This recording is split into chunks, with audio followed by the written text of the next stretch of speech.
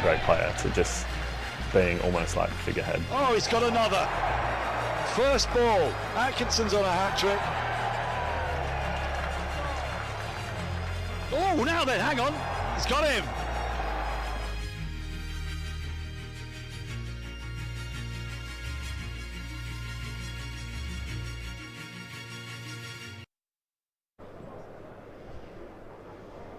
Hello and welcome to the Kia Oval for this Rothesay County Championship fixture between Surrey and Essex. Surrey have won the toss. They're going to have a bowl first. We have 14 international cricketers on show this week. 9 from Surrey, 5 from Essex. Surrey start this round 3 points off the top of the table. Essex, meanwhile, have had a more difficult start to their 2025 campaign, starting this round closer to the bottom down the top of the table. I'm Yas Rana. With me today, Phil Walker. Surrey winning the toss, having a bowl first on the first morning at the Kia Oval. We've seen this before, Phil. That we have. I'm buzzing for this one, yes. Essex on their uppers, Surrey starting to look ominous, and Essex really fighting for their lives in Division 1 at the moment. It's been a rough trot for them in recent weeks. They went down to Worcester last week and got beat comprehensively. They do have a couple of players back for this game, so they don't look quite as threadbare as they have done at certain points. Injury decimated and England call-ups hitting them hard as well. And as for Surrey, well, they've been able to shake things up again and just look at that 11. Yeah, 3 changes for Surrey this week. Sam Curran, Jamie Overton and Dan Worrall come into the side for Ryan Patel, Matt Fisher and the injured Dan Lawrence, unable to take the field against his former side. A stacked Surrey side. We think Sam Curran might bat as high as number 4. It's been good to see Jason Roy back in the Red Bull arena for Surrey, and Jamie Overton, someone who is particularly pivotal to Surrey's title win in 2022. Him and Curran back from the IPL. And Phil, one change to the Essex side. Paul Walter, who's been a really important part of this Essex 11 this season, is fit again. Huge for them that he's back. He pulled a hamstring 3 or 4 weeks ago, missed a couple of crucial games for them, and they've missed his runs and his general steadiness at the top of the order. He comes straight back in to open with Dean Elgar, who himself had an extended period of leave, paternity leave back in South Africa, so he's not yet hit his straps at all this year. He's looking for a score. Walter's back. Wesley, as ever, is at first drop. Charlie Allison, who was thrown to the top of the order in Elgar's absence and has scratched around a little trying to find his way in the game, a rookie player. He's now down at 4. Robin Das misses out. He's on the Judy Dench. And it's a familiar looking middle order for Essex. They have to dig so deep. And this one, Festival of Red Ball Cricket across the next 4 days, promises so much. These two are perhaps the storied sides in red ball cricket over the last 7 or 8 years. They come from very different stock. They look very different structurally, but they go at one another, and they have done for the last few years. This one promises so much. Essex, they have to get through the first couple of hours. Surrey will be licking their lips. It's another green one here, but we know, we've seen it time and time again, that the pitch tends to flatten out, and it's easy paced from day 2 onwards. It's all on. Yeah, folks, if you're nearby to the Kia Oval today, come on down. The Kia Oval looks beautiful at 10:59 on this Friday morning. Dan Worrall with a new ball in his hand to Dean Elgar. Left alone. Bit of early swing on show from Dan Worrall. And also on crowds, we've had 2 record-breaking crowds recently that were relevant to this fixture. In this fixture last year, in the Red Ball Festival here, we had the 21st century record attendance for a championship fixture here at the Kia Oval. That record was broken last week in Surrey's home game against Yorkshire. So let's try and break it again. And broken quite comfortably as well. Smashed.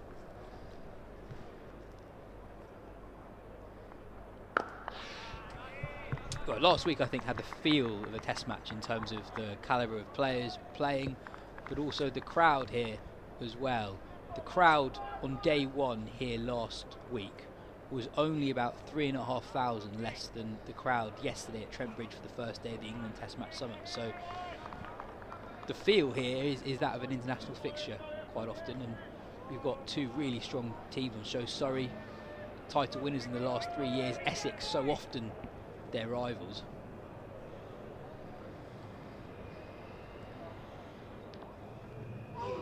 Phil, from an Essex point of view, most people would have expected them to be challenging for the title yet again. When you look through that Essex side, it's full of players who have been part of Essex title challenges in recent years, and in some cases part of Essex title winning sides when you go back to 2017 and 2019. Why has it not quite happened for them this season? A few changes. Jordan Cox, again, key man in this side, but pulled a side strain when I think he was about 96 not out in one game 3 or 4 weeks ago. Managed to get his 100 and he hasn't been seen since. Sam Cook is another who we shall see later today, bowling for England for the very first time, not before time. And so he's featured very infrequently this year for Essex, which in turn then puts considerable pressure on a thin seam attack, dangerous but thin. And so the likes of Shane Snater, Jamie Porter have got through lots and lots of overs. Edge, but down on the ground towards third slip. As I said earlier, they haven't had a settled opening pair.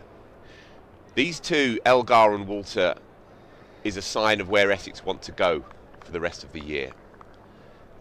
They haven't batted together up top much at all. Charlie Allison, as I say, has been a makeshift opener, and there are a few trickier jobs in English cricket, English sport, than coming in and batting in Division 1, opening the batting with no first-class experience behind you. Player miss from Dean Elgar. Early swing on offer for Dan Worrall, and he very nearly picks up the first wicket of the day in the first over of the day.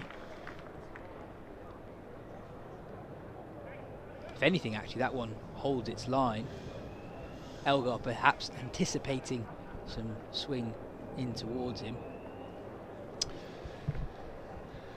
Chris Silverwood's back at the club after a fabulous run initially when he took Essex from the doldrums really of Division 2, where they'd been marooned for a number of years, and they came up and they famously won the championship at the very first attempt, and then he moved on to other pastures as England's bowling coach, and then of course their head coach, and then a useful stint, profitable stint for Sri Lanka before coming back to county cricket, and now he's back where it all began. He's immensely highly regarded within the English game. History will be kind to his tenure, I think, when he was in charge of England through the COVID years. Nathan Smith from the pavilion end, left alone. And I don't think he was lacking in options either, but he's come back to Essex, and I think they're going through something of a transitional stage. I think it may take a little bit of time, but of course they always are a competitive unit. It's almost a cliche to say that they punch above their weight. 18 trophies since 1979 when they won their very first one, so that's right up there if you take that period of time. Only in recent years has Surrey really pulled away from them.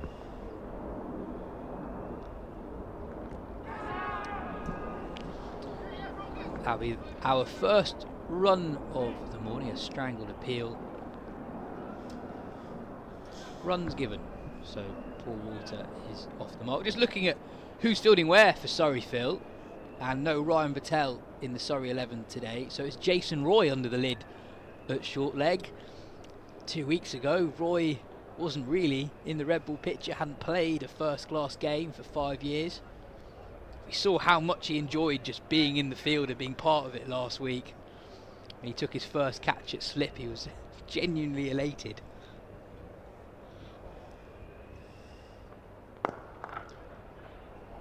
Driven down towards mid-on. Jordan Clark in pursuit. Good running from this Essex pair. They get back through for 3. Roy vitalised? Do we dare? Perhaps not. It's lovely to see him back. 2 from 9 in the run fest against Remind me who it was 2 weeks ago. Warwickshire. Against Warwickshire on a flat one at Edgbaston. But he looked better last week for 30 odd here. But he's been very, very engaged, especially when Bairstow was batting last week. He was all over him. It was great to watch. Down the leg side again, but well held by Ben Folkes, who's been a joy to watch behind the stumps this season. Took an amazing catch last week. The other absentee, of course, for Surrey is Dan Lawrence, who pulled up last week, strained muscle in the back, and he was in some discomfort batting through that first innings. We hadn't seen him since, and he's not made the park today. And so, slow bowling light. Lawrence, having done such good work for Surrey as a containing but also emergent off-break bowler, picked up some important wickets this year, as indeed he did last. He did a really good job last week. 12 overs, 2 for 22, including the most important wicket in that Yorkshire first innings. Johnny Bairstow was going so well, and Lawrence bowled a really tidy spell, bowling stump to stump with a massive leg side boundary out for the right-handers, and eventually frustrated Bairstow. He was going at less than 2 runs and over. Bairstow was eventually duped into playing a big shot, taking that boundary on. Yeah, so he will be a miss. Surrey have gone in with a battery of right arm quicks. Each of them, I think it's simplistic to throw an umbrella over them. They each offer something very different. There's different skill sets. There are pitch up swing bowlers, and there are hit the pitch hard bowlers. There's real pace in there as well. Nathan Smith has been a really good addition to this lineup. Hit his straps last week. Jordan Clark is a phenomenon. Dan Worrall is an artist, and Tom Laws had a good game as well last week. Nonetheless, as the sun beats down on this pitch that admittedly has a greenish tinge, as they do tend to here in red ball cricket, Essex will nonetheless be telling themselves to play attritional cricket. Try and keep Surrey out there for as long as possible. Don't give them an inch. If you want to play attritional cricket, there are a few players in the world you'd rather have to do that than Dean Elgar, a former South African captain. Had a brilliant season last year, his first at Chelmsford. Outstanding test career, averaging nearly 40.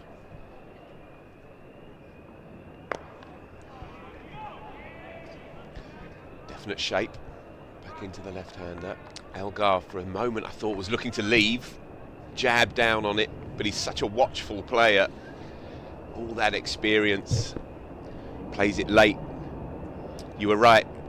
He was very useful for Essex last year. This year, not happened for him yet. But a pedigree player, of course. Played a few games here.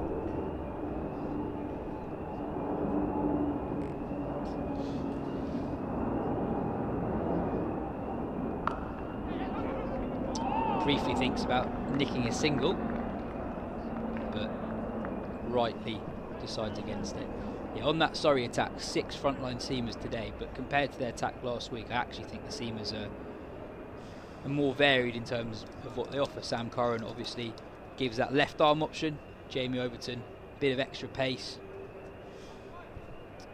And Dan Worrall coming into the side as well, more of a old school swing bowler. Gets the ball to really move through the air. And that's a sharp bouncer from Worrall.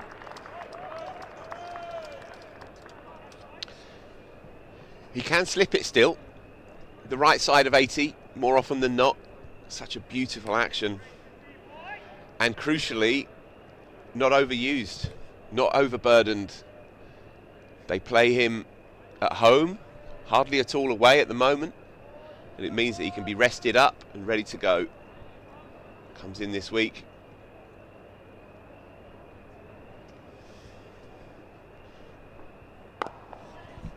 Nicely played from Elgar, tucked into leg side.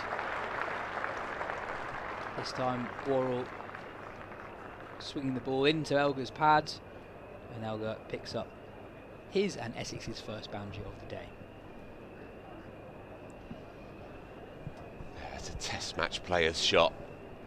Taken off middle and leg. Knows that the natural angle will be coming into those pads. Doesn't try and force the issue. Very economical player. Knows his game so well.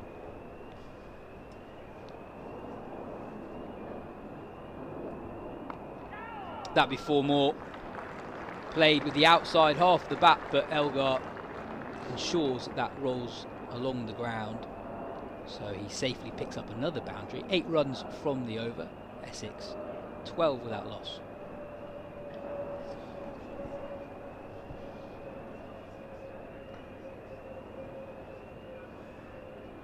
Yeah, and a shout out for Tom Laws after his performance last week as well.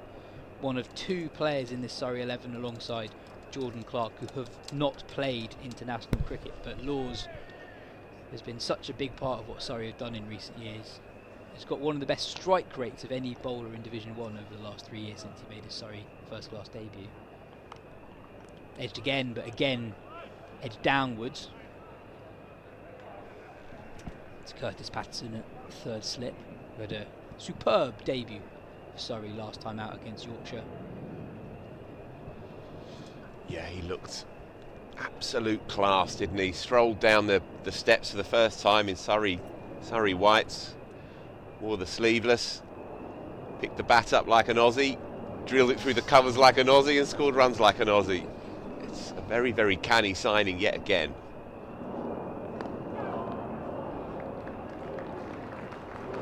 He's already down as KP. The press office, that's how they're referring him to. Daniel Norcross, of course, made his Surrey debut in the year that they won the championship, 2018. Made 100 in that championship year. He's really established himself as one of the linchpins at Essex. He has a game that suits their cricket. Well, he had big boots to fill, effectively brought in as Sir Alistair Cook's replacement at the end of the 2023 season.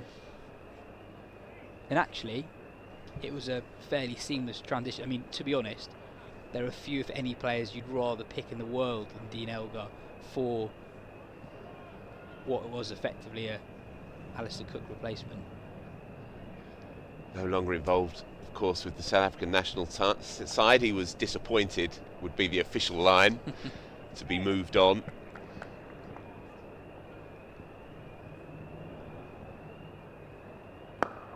Full and straight from Nathan Smith, slips in a well-directed Yorker that's dug out well by Walter.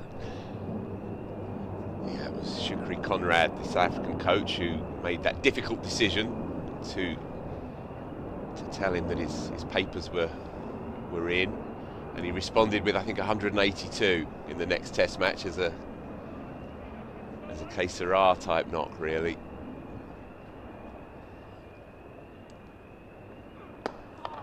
Well, in Wisden Cricket Monthly, we recently did a feature on the 100 most significant hundreds in their game's history, in Test history, I think. No, in all cricket history. And Elgar's, I think it was 185 against India, was one of the 100. And quite often with players who very quickly don't play Test cricket, they're on the way. But Elgar arguably produced his most important 100 for the very end. And looking back, it was very important in South Africa eventually qualifying for that World Test Championship final on a spicy deck. He scored an amazing 185.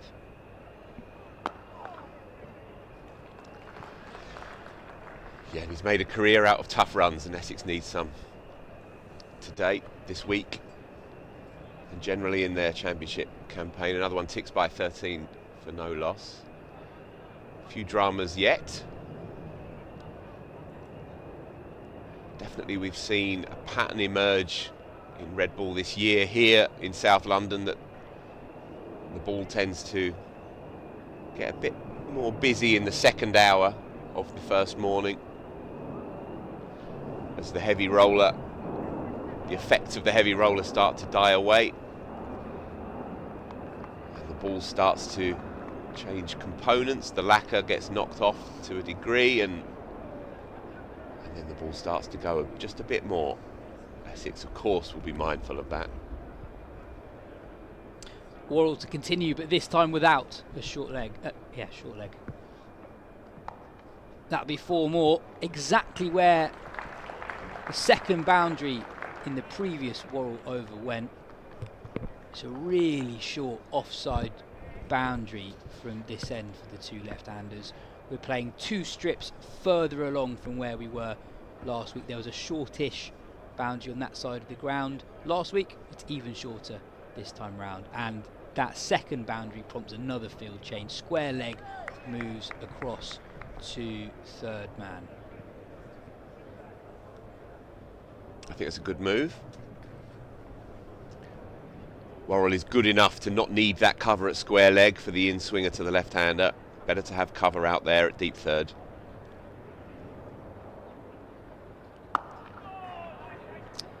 Yeah, the feature of county championship cricket, especially at these bigger international grounds, is that in the early season in particular, you tend not to be playing exactly in the middle, so you are often negotiating one shorter than international standard boundaries, and that means that you have to protect that shorter side of the ground in a way that you might not do if the pitch is towards the middle of the square.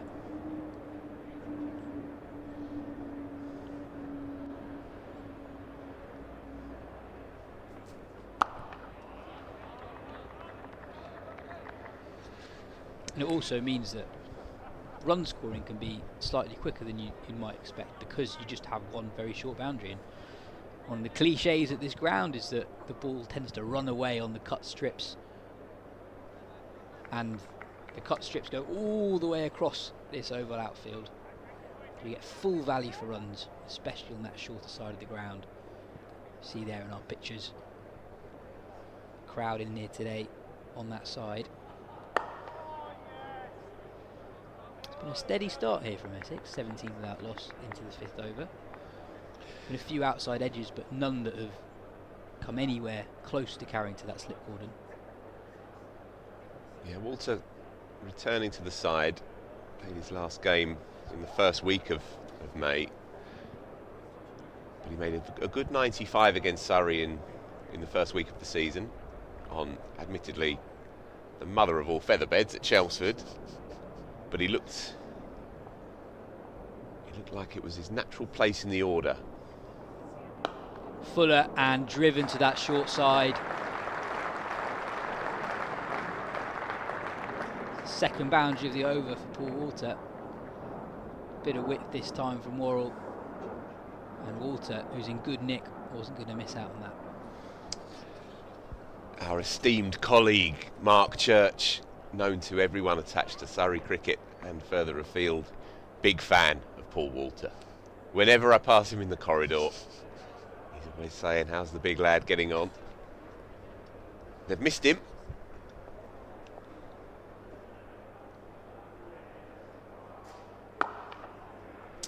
It's the end of the 5th over. Essex 21 without loss. Well, he's just got that handy knack of scoring lots of runs.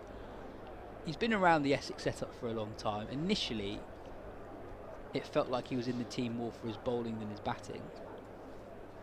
But being part of the setup now for a good 6 or so years, he averages close to 40 with the bat in red ball cricket. 37, averaging 56 this year, 40 last year. Only 300s, but passes 50 with really impressive regularity, and developed a decent franchise career as well. Played in the Big Bash, done well out there. He was known as the social secretary of Manchester Originals when he was first signed up. I don't know exactly what that entailed.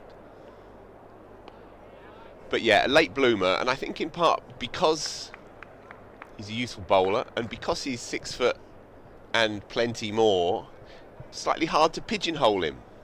I think now, 30 years young, I think he can look forward to a decent run as Essex's opening bat and partnership breaker, left arm seamer. Key man, as you say, in white ball cricket as well. Quite a lugubrious kind of bloke.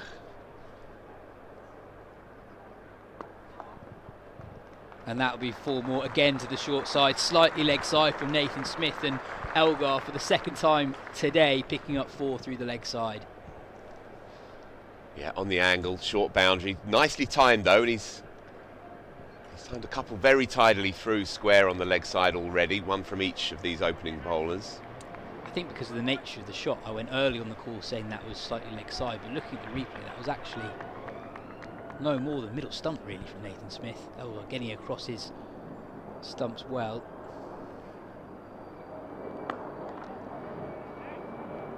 Good cricket from Elgar. Defends that into the gap in front of the square in the offside and sprints through for a single. Not just a steady start from Essex, but they're scoring at a really good, healthy rate. Just under 5 runs and over.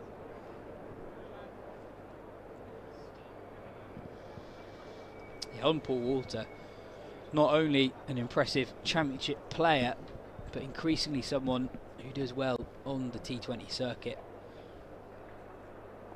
Played in the 100, Big Bash.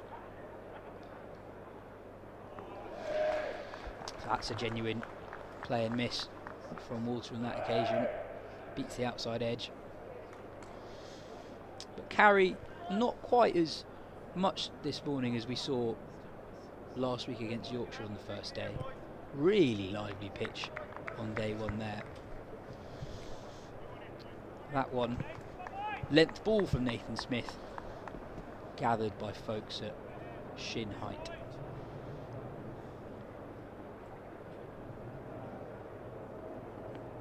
Appeal, turned down quite quickly.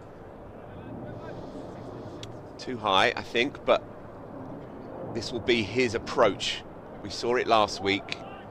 Right arm round to the southpaws. Too high and perhaps just going on the angle, but there were a number of very close decisions broadly turned down last week. Adam Lyth had a couple that went his way. Rory Burns had a couple as well.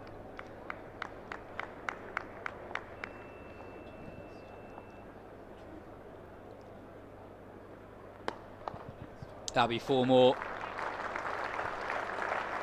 Essex really making the most of that short boundary towards the Archbishop Tennyson School.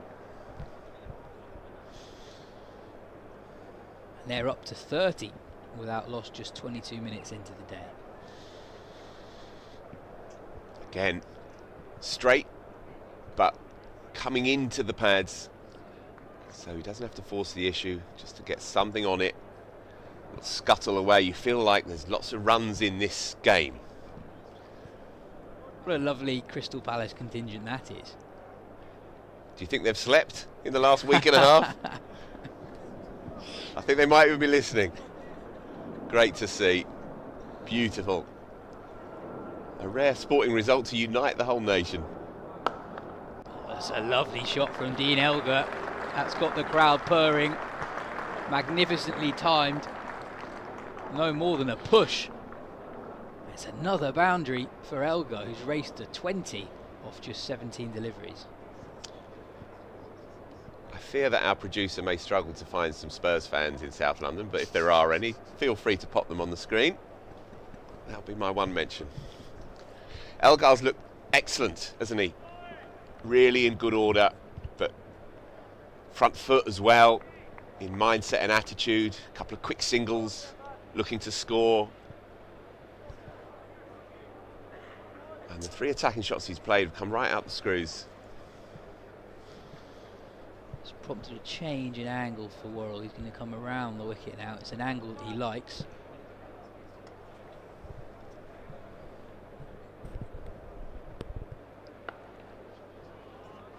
Just one this time to deep third.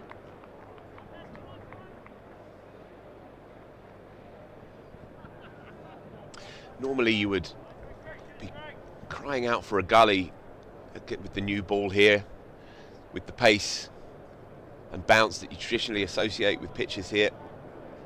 But perhaps against an Elgar-like player, it's no bad thing to just set that man back on the boundary at deep third rather than having him up catching, because Elgar's not the kind of player to slash too hard outside off stump, plays within himself.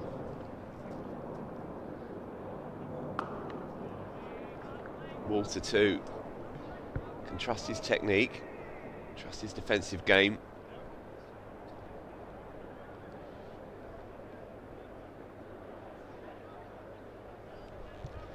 We'll be keeping an eye on other games around the country, of course, and bringing you updates here and there. Wickets in every fixture in Division 1 apart from here.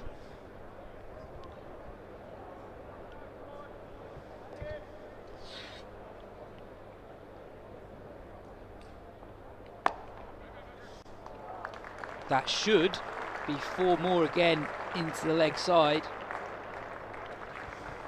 It's been a very profitable area for both of these Essex openers so far on the first morning. Both very keen to get across their stumps and turning anything that's on middle or leg stump into a run scoring opportunity through the leg side.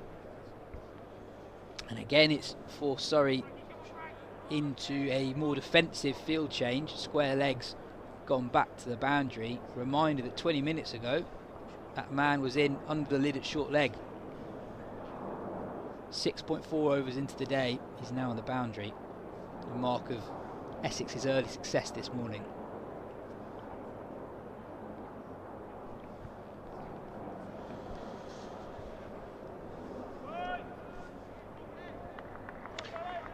So yeah, we'll bring you updates as we go around the country. Hampshire, Sussex, South Coast Derby.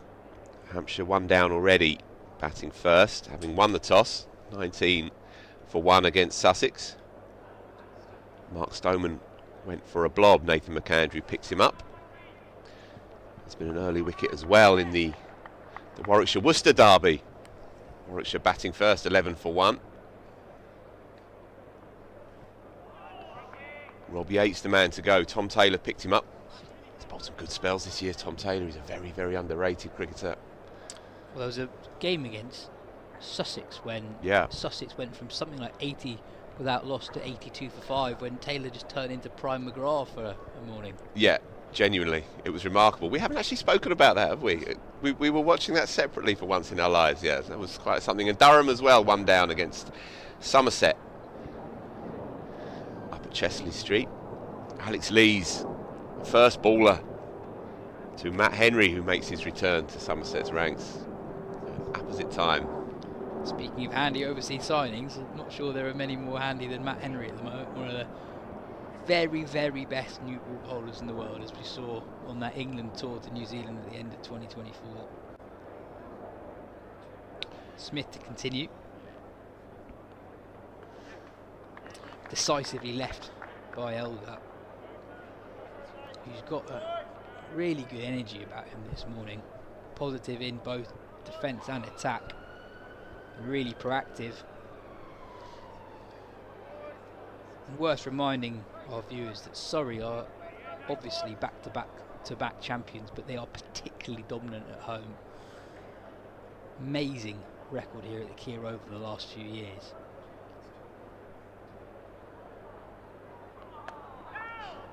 Cut behind point, slightly upper sleep for 4.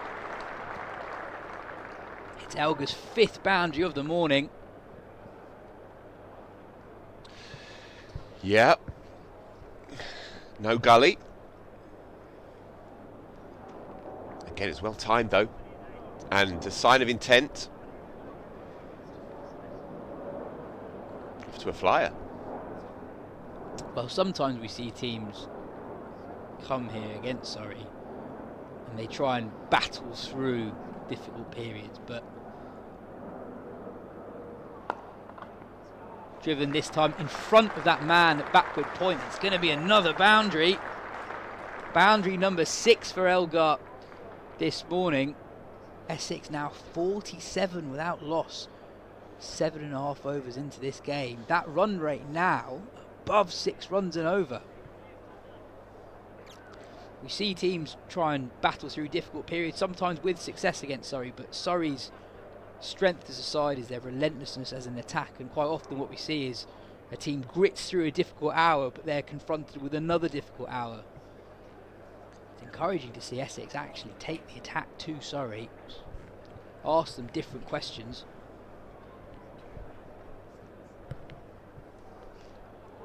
Much better from Nathan Smith, back of a length. Testing Elgar. Oh, we have one. We've found one in the wilds. Oh, that glorious era when Spurs averaged 12th, 13th, 14th every year. So better than this year. Yeah, much better. Simultaneously the best and the worst season in the last 40 years. You're absolutely right. Teams that play rope-a-dope cricket against Surrey, well, it doesn't work for them. Because you can never get away. You can never wrench the initiative away from them. There you go. Good Smith again, back on it here. Very good. Hit for back-to-back boundaries earlier in the over. Good response from Smith. Beating Elgar's outside edge twice in a row.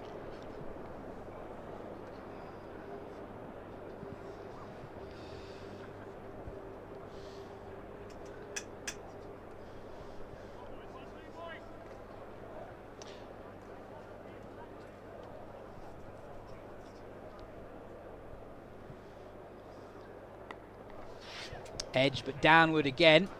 Deep third's got some work to do. He'll come back for 2. Elgar moves on to 31 off just 24 deliveries. Essex 49 without loss. We've got a change in the commentary box. I'm going to have a breather, and Dan Norcross is going to come and join Phil Walker. It's been a thrilling half an hour. Thank you, Yas. Keep going at this rate, 200 before lunch. Yeah, literally. Well, it's a slightly different conundrum today for Rory Burns, because so far this season he's had 4 seamers and then Dan Lawrence, who has bowled more balls for Surrey than anybody other than Jordan Clark this season. But he's not a front line spinner, so this is where he's got slightly different options open to him. He's got 6 seamers, and we've got a change bowler powered by SSE Energy Solutions. On the first ball to the final over, let's power change together. So you've got 6 seamers to work with, and he's gone to Sam Curran first, which is interesting.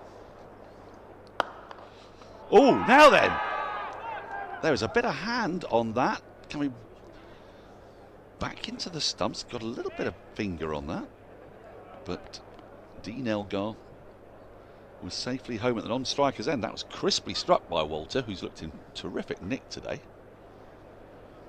Good decision by the umpire, I think.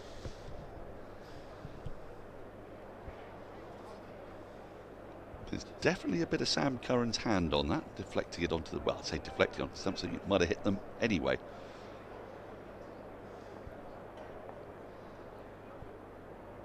So Sam Curran, he was at Trent Bridge yesterday watching his brother. That's nice work at mid-wicket, but I tell you, the ball is pinging off the bat. Surrey obviously straining to find some swing today now, especially that the lacquer's come off the ball. This is I say it's a familiar pattern. It's not a familiar pattern yet. The pattern on day one is for the new ball actually not to take wickets. But after the first hour, and then most especially up towards the lunch break and in that first hour of the afternoon session, we often see things take a bit of a turn, whether that's in part because the bowlers are adopting different lengths once that ball's a little older. Edged, gone. That is the breakthrough. Sam Curran into the attack, takes a wicket with his 3rd ball, and Walter, who looked really good today, has got to go. A good low catch, that 2nd slip.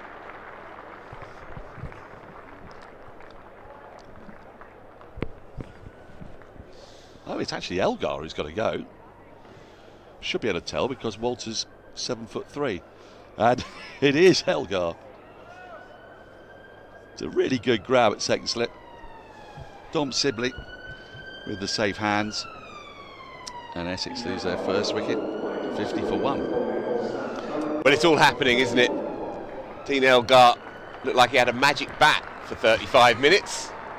I'd love a magic bat. 6 fours in it. Looked absolutely on it. But Sam Curran likes bowling against left-handers in particular. And it doesn't matter which colour that cricket ball is. He's always possessed the golden arm. Good to see him back in the whites, of course.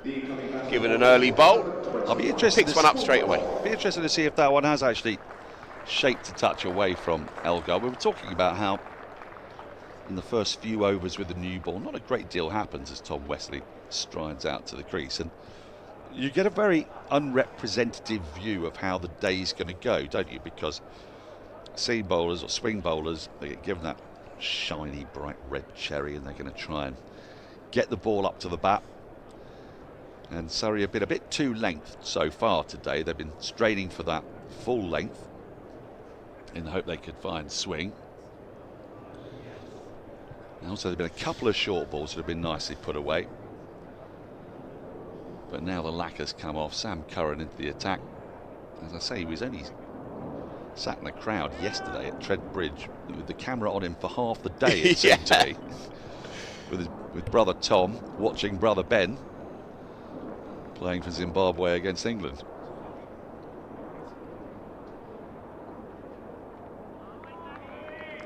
Nice lead from Wesley straight up.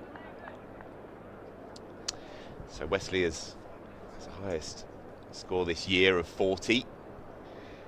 Made 4 20s.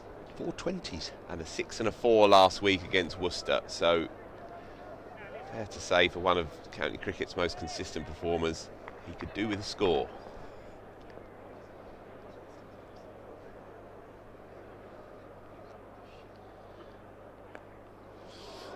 Play with nice soft hands, ensured that didn't get through to the slips on the full. Another slightly different aspect we're going to have during this game is that Surrey haven't deployed a left arm seamer so far this season. Essex, of course, have Simon Harmer, and in theory will be bowling fourth. So, I mean, at the moment, this pitch has got a nice green tinge to it. It looks like it's going to support the seamers, but there will be footholds eventually, which haven't really come into play so far this season. End of the over, a successful one for Sam Curran on his return to the Surrey Red Ball team. He'll be doing the bulk of his work for Surrey in the Vitality Blast that starts very shortly, having made his way back from the IPL. A bonus for Surrey to be able to have him in the side, especially with Dan Lawrence out, because look at this level, he's a top order batter and he gives them that extra angle. Jordan Clark is going to come into the attack, Surrey's leading bowler this season. Changes of bowler powered by SSE Energy Solutions. Step up to the crease, let's bat for sustainability together. It's the only way. Well said, Daniel. Slightly loose that from Walter, but now Paul Walter, yes, you understand these things better than me. I got it into my head that Paul Walter was a natural opening batter. That ball's just died a bit on folks, hasn't it? Not for the first time as well, actually, today. Not as much pace and bounce as we saw last week at this stage. Might quicken up today. And yet it apparently this is quite a new plan for Essex to have Walter opening the batting, and he seems to the manner born. He does, doesn't he? Yeah, he did it very briefly a few years ago in the COVID year. Is that where I remember it from? Right. Yeah. Yes. But I was just saying to Yas, I think he's gone through a few different iterations as a cricketer, as a white ball cricketer, as a hitter, as a seamer who bats, as a middle order player in red ball cricket who provides a kind of sturdiness. But you're right, you look at his technique, there's an economy of movement there, there's no great feet movement, but he just plays the line, crisp. The technique suits. And of course, bang on cue. But the technique suits the job in hand, and he made a 95 against Surrey earlier in the year that was technically impressive. Strangled down the leg side in that one, made another 100 as well 2 weeks later, and then tore a hamstring, so they really do need him back. That ball's just held its line. I mean, that's a quick recovery from a hamstring. Yeah, tear, isn't it? I don't know if we'll be seeing him bowl. I didn't see him playing football, let's put it that way, earlier. Okay. And Essex don't have quite a depth of resource, do they? So they do need to get their best players in the park. Well, indeed, and that's been the story really of their year. They've not been able to get their best 11 out on the park at any point. Dean Elgar joined a bit later because he was back home in South Africa with his wife and young child. Extended paternity leave, as I say. Walter injured, Jordan Clark injured, Sam Cook now part of the England inner sanctum. Yes, it's a bit of a double-edged sword, that, isn't it, for fans, especially who quite understandably bleat about how their players are being ignored by the England hierarchy, and then they get selected, and then suddenly you realise the awful consequence of that. Yeah, and the knock-on effect, of course, for the bowling attack is that they've had to labour through some tough weeks. And Jamie Porter, Shane Snater, they've missed one game each this year. They've had to take a lot on because there is not that much behind them. Rajitha is the overseas Sri Lankan quick, tall, useful. He's got pace to him. He's got pace. He's I think, a very good signing potentially. He's done okay. Bowled well against Worcester at Chelmsford for some good rewards. Picked up his maiden 5 foot. But yeah, it's been a bit of a struggle for them this year. Leg biter finish, maiden over from Clark. 50 for 1, Essex. 51 for 1, I beg your pardon. We've had 10 overs. Phil Walker's going to take a break. Joining us is, I feel confident I can say this, the last man ever to score 100 first-class hundreds. Surrey, England, and it has to be said, Middlesex legend. We can say that. We can be big enough to say that. That's quite some build-up, thank you. Yeah. Very good morning. It was quite a good build-up, wasn't it? Well, we were chatting next door, weren't we, about the patterns of play you get here at the Oval, and it's starting to shape up, isn't it? Yes. Lacker's coming off the ball. We've seen a bit of movement from Jordan Clark. Sam Curran getting the ball to leave the left-handers.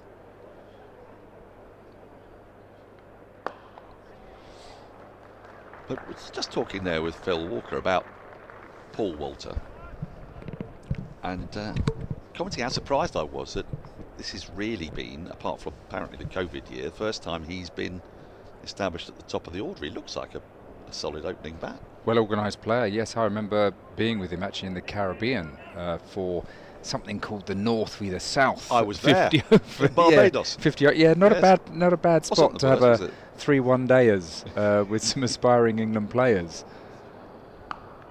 And Paul Walter was very much, he was part of the South squad. He would bowl, I mean, what is he, 6'7", you know, loads, bowls left arm, medium pace with a few variations, and whacked it a little bit for, you know, in one-day cricket, as you'd expect, and, you know, someone with potential. But good on him.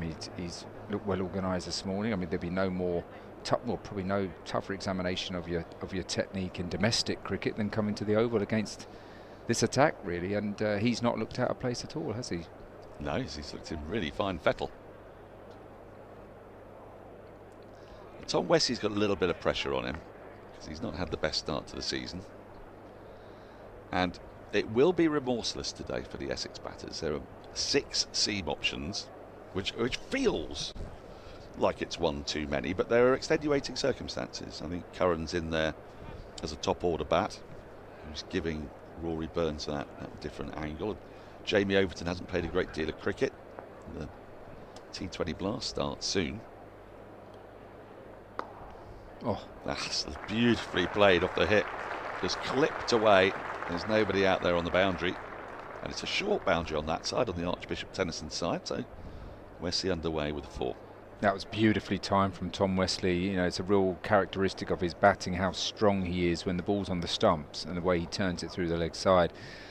I was lucky enough to be coaching with England when he got selected for England and had that sort of period in the side. And really nice lad. Obviously a very good pro, been in the county game for a long time.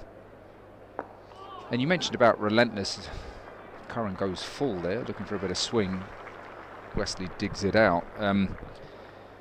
It's funny how people would perceive coming to the Oval. I suppose relentless is perhaps a word you could use. I think some county batters actually might prefer the ball coming on with a bit more pace. Someone like a Wesley, actually, really good timer of the ball, not someone who lunges forward at the medium paces, stands quite tall. He's a really attractive player to watch when he gets in. And, he may enjoy the ball coming onto the bat. He was one of those guys who's unfortunate, into the over 7 from it, Essex 58 for 1, in that he had a tendency to get out the same way, didn't he? Yeah. And it's almost as if coaches, selectors, they don't like that as much. I'm not thinking, do you know, I mean, he should have run down the wicket, should he? Yeah, Got caught mid-off. Not exactly, but, like if you take for example, a player like Ollie Pope or Ian Bell. Ian Bell's a great example of this. When you have in your mind's eye, how did Ian Bell get out? Well, there are a couple of different ways. Didn't always get out the same way. Whereas when you think about James Vince, for example, everybody thinks of him getting nicked off at second slip.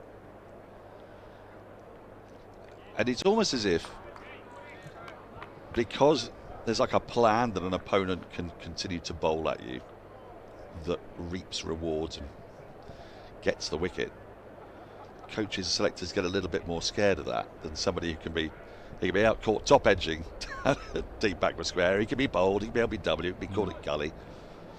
And I don't know whether that was a fair perception of Tom Wesley, but it was that summer, wasn't it? I forget which summer. It would be 2017, 2018, Gosh, that sort of time. Testing me now. It would have been about that time, I think. Yeah. Well, that's been flashed away without timing. It is a really short boundary out there. It won't make it. He'll come back for a couple. He's got a lot of whip, as Paul Walter. I've seen a couple of his, I say drives, they're more like bottom-handed flicks.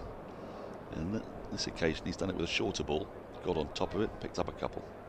Yeah, just coming back to your point about batsmen, and I'm sure we can all think of players who've, particularly in a 5-test series, you really get exposed there, particularly like someone like a batsman who's facing an opening bowl. If they get out early in the series, it can be really awkward, and psychologically they can get on top of the opponent. I remember Sam Robson playing for England, and he got out a couple of times to Bhuvanesh Kumar, and Peter Moore spoke to him about, do you want to bat outside your crease, or do you want to come down the wicket? Do you want to try and do something to punch back and just make the bowler think? Because of the swing. Try and move him off his length a little bit. I mean, obviously, it's a test match, and you're not looking to run down the wicket necessarily. And you've also got, as a player, you've got to play to your strengths. And Sam was, well, look, I back my defensive technique, and I bat the way I bat, and that's what's got me selected. And so he stuck to his guns. But it's a tricky decision for a player. Can they be adaptable? Shot. Tom Wesley, that would have been, that ball was probably around off stump, but it disappeared through mid-on, just wide of mid-on there. He's a very, very strong player, and if you do bowl at the stumps, whilst you may think you'll have a chance of LBW, you also run the risk very much of disappearing at a rate of knots through the leg side. And he hit that one well. He started quite well here, Wesley. Well, all three batters on show have been timing it nicely. Is this an Essex school of batting? Because you often think about Dan Lawrence, and he's extremely strong on the onside, take balls on off stump, just outside off, and frequently look to work it through the leg side. Is there such a thing as an Essex school, do you think? Well, I don't know about Essex. I mean, Graham Gooch, of course, comes to mind. Someone who batted, used to sort of put his front foot over to off stump, and if it was at the stumps, he was brilliant through mid-on and mid-wicket.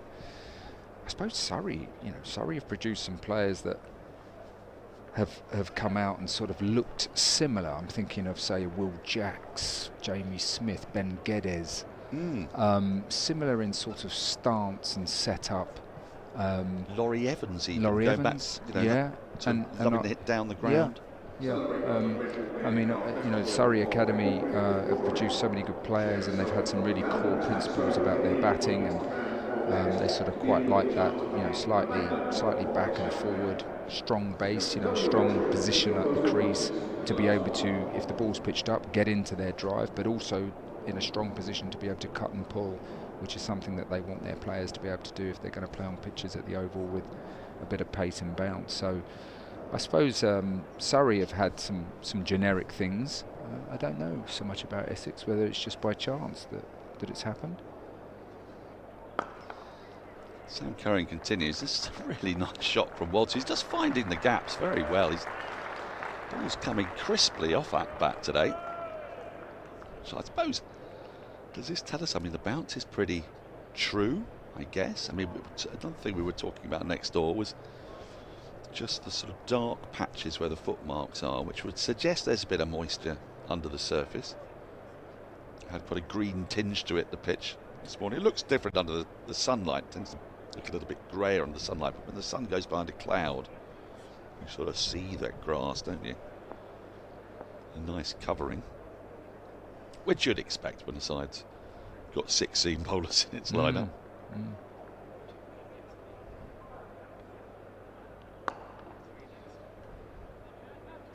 But so far, not too many balls have beaten the bat. Yeah, and there hasn't been necessarily much seam movement. I remember playing on a pitch, a similar area as this, and the reason I'm going to bring this up is because I think he's around later. Alex Tudor. Yes. We played against Essex, and Alex Tudor got a brilliant 100 on quite a lively pitch with a bit of tinge of green on it. Oh, now that's close, but possibly going over the top as he saw the ball bounce high off the pad. It's the first one around that length where I think, you know, that may have just nipped back off the seam. Curran bowling a really good length here, and yes, it nipped back, and a good shout actually. One of those typical shouts at the Oval where perhaps on another pitch you're all going up very confident. That one probably bouncing over, but a really good length and the ball seaming off the pitch. It's one of those ones I think sometimes, and I don't blame them because umpiring is incredibly difficult. I wouldn't care to do it myself. But you have to talk to umpires and say, you know, how do you cope with the speed of the game, that sort of thing. And many times they'll say, well, my rule of thumb is if the ball goes up off the pad, it's probably going over. Depends on the height of the batter, obviously. But you know, we're talking about Paul Walter here, so if it's going up off his pad as opposed to down, then I'm almost immediately discarding it for height before I even think about the line. Which I guess you've got to have some kind of way of... Yeah, I think you do. I think you've also got to think that Sam Curran's not the tallest, and his trajectory is very different to, say, an Overton, perhaps. And so that would also come into your calculations.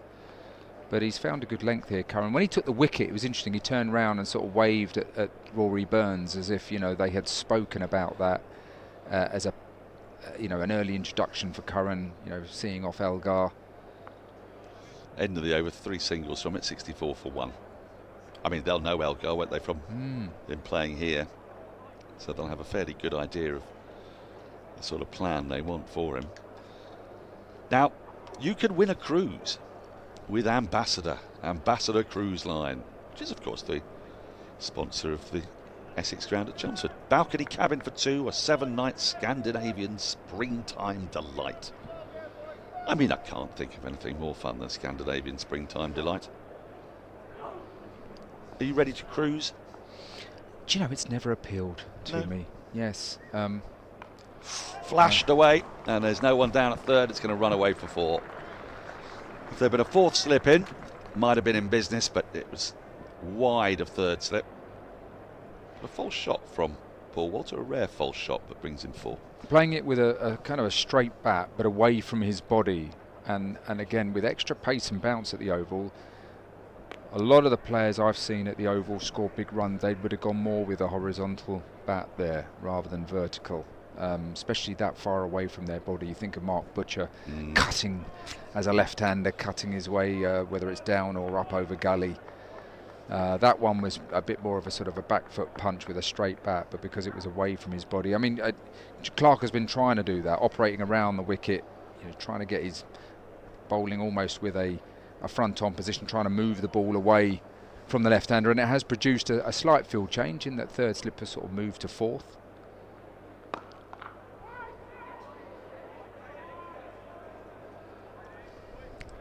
I think if I was going to, I desperately need to see Scandinavia, Rams. Well, funnily enough, I shouldn't really be saying that, should I? No, it's up to I've you. never really fancied a cruise, but all those people in very close proximity, I'd be a bit concerned about that. Yes. But having looked at some of the pictures, they look stunning Fields. views. Oh, yeah, all those absolutely. fields. Yeah, definitely. I can't get enough of fields. Yeah. It's nicely driven, but not with perfect timing, so Burns is able to cut it off. It's noticeable just how aggressive Essex have been here today, having been put into bat, because some teams have come and I can say slightly shrunk from the challenge, perhaps. A bit timid, perhaps? Yeah, I mean, you were here for the Hampshire game when actually Hampshire got themselves into a decent position. They were able to bowl first, which is what you really want to do. That's the golden ticket here. And they got Surrey out for 250 odd, hadn't they? And then overnight they were okay. They were one down, and they had a really, really slow session. And instead of actually putting any pressure back on Surrey's bowlers, they kind of sat in. And then when Dan Lawrence came on, got rid of Nick Gubbins, a kind of sucker punch, wasn't it? Caught in a leg trap by Ollie Pope.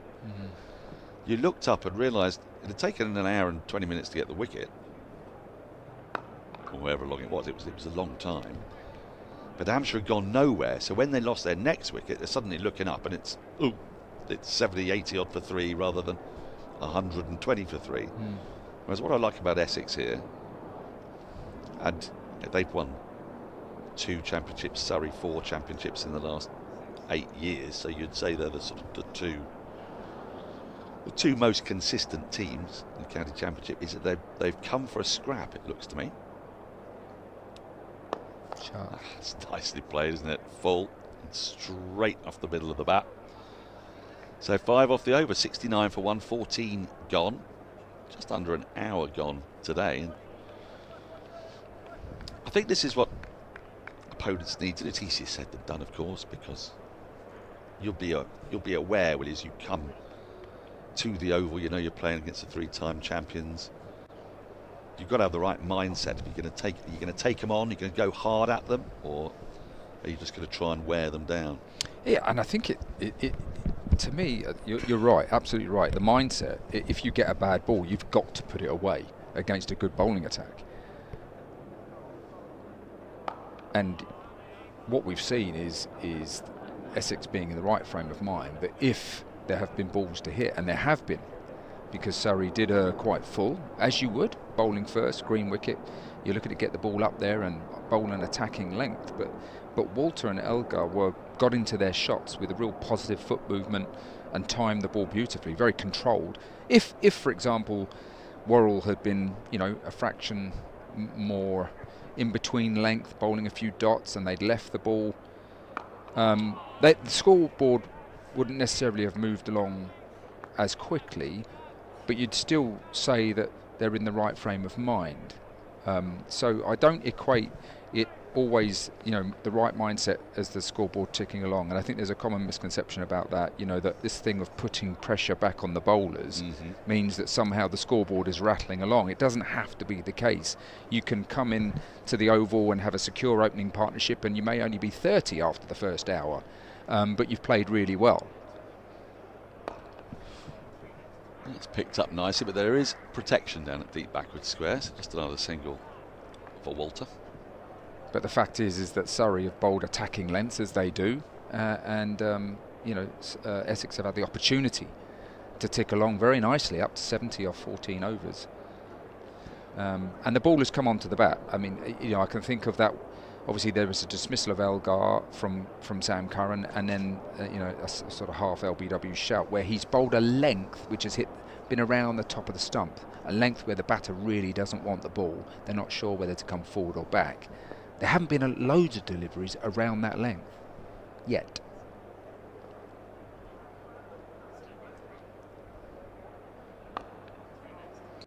Well, Surrey have 2 more seam options yet to be unfurled. In Tom Laws, who had a terrific game against Yorkshire the last match here, picked up wickets in both innings, made important breakthroughs as well when Yorkshire were fighting hard in the second innings. And Jamie Overton, who just gives Surrey's attack just a slightly different dimension, doesn't it? bigger guy banging it in. When Atkinson's away on England duty, I suppose they've had Jordan Clark, but it's nicely guided between third slip and backward point. Should be cut off by Nate. Oh, well, in the end, I think they've got away with that. I think Curtis Patterson has tidied it up, but the flick back didn't quite work the way that it was intended by Nathan Smith. Nicely played though, Tom Wesley, playing it very late with the bat face slightly open, the ball running across him from Sam Curran. As we just have a little look at that fielding there, very close to flicking the ball over the rope. Sort of flicked it onto himself, I think, didn't he? which I suppose can happen. Yeah, but I suppose Overton will give you an extra yard of pace. It'd be a different kind of proposition. I wonder when we'll be seeing him and seeing Tom Laws. We've had 1 hour of this game and it's gone along at breakneck speed. Essex 73 for 1. More from Mark Ramprakash. Then take you through the next half an hour. It's Yas Rana.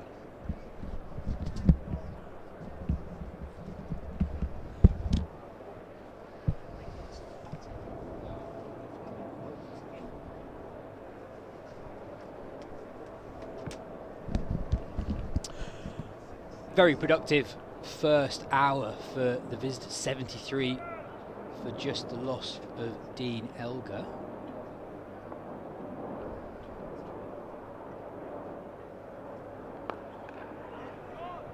Six seamers in this Surrey attack this week, but they all offer something a little bit different. Jordan Clark, probably the most stump to stump of the group of 6, bowled brilliantly last week against Yorkshire. At a similar point on the first day, bowled a spell of 9 overs, 1 for 8 when Yorkshire started nicely. A reminder that a few changes to the Surrey team this week. Driven nicely by Wesley. Slightly fuller from Clark. And Wesley picks up 4. He started well, Wesley. Had a beautiful shot through the leg side off Sam Curran to get him off the mark, and there's the sound off the bat. As you wouldn't know that he's necessarily been short of runs. Am I right in saying that so far this year? Yeah, really good year in 2024, but hasn't really got going this season yet to hit 50 in the Championship.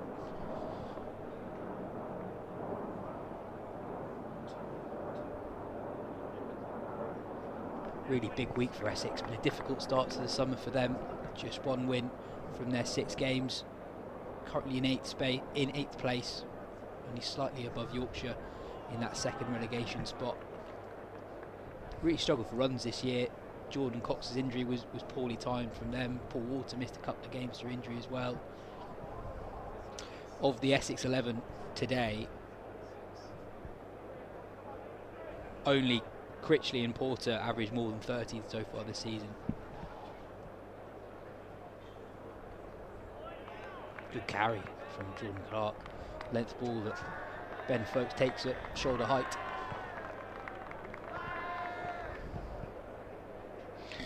A few up from Essex, to the Oval today. It's obviously got a few in. There's quite a few in the pavilion, Biggie Stewart Pavilion. Is this still very much looked as like a London derby? It's a good question. I think there's been a really good competitive edge to this fixture over the last 2 years, not just based on geography, but also based on... Oh, driven wonderfully again from Tom Wesley. A flourish to this drive. Slightly wide from Clark. And Wesley pounces on that extra bit of width nicely. Well, I've mentioned how good he is through the leg side. He's very well known, but as if to say, well, actually, I can play on the offside. He unfurls a glorious cover drive. It was full enough. Clark's line having gone a little bit wider this over. We've seen a couple of good leaves from Wesley, but he pounced on it, which is good signs for Essex. It's the end of the 16th over. 8 runs from it. Essex 81 for 1. Yeah, just because of Essex won the title in 17 and 19. Surrey win it in 18. Surrey won it the last 3 years, and Essex are always there and thereabouts at the end. So there's been a really good competitive edge to this fixture as well.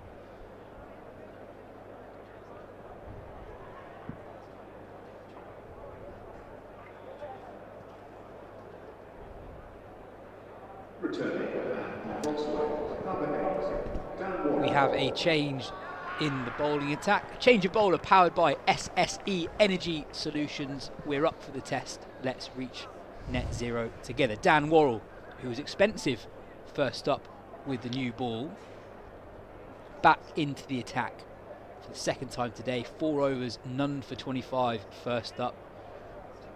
Both Elgar and Paul Walter positive early on, making the most of that short side. Worrall, as he so often does, looks like he will start around the wicket to Walter, just 2 slips in place. A short-ish mid-wicket also lurking.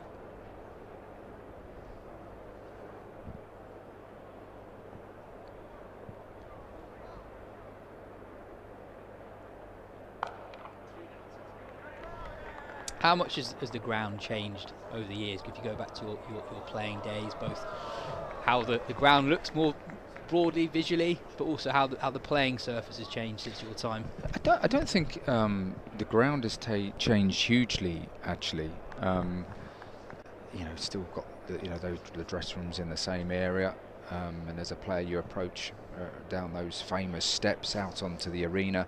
I mentioned earlier that this pitch it reminds me of a match against Essex back in my early days when I just joined the club, back in I think it was 2001, and that was a pitch that it was white but with a green tinge of kind of live grass, and the ball really bounced and nipped around, and Surrey were in trouble when Alex Tudor and Alex Stewart actually put on over 200 in a partnership there. But I think the pitches by and large were a lot whiter, a lot drier, and that was because Surrey had a balanced attack. They weren't just reliant on Martin Bicknell and Alex Tudor, but they had Ian Salisbury and Saklay Mushtaq. So the nature of the surfaces were different because the complement of the attack. And I was talking off air about the fact that Surrey have gone away and encountered some fairly flat surfaces, and if you were playing against Surrey, why wouldn't you prepare a pretty flat surface when they turn up with however many seamers they have, but really without a frontline spinner.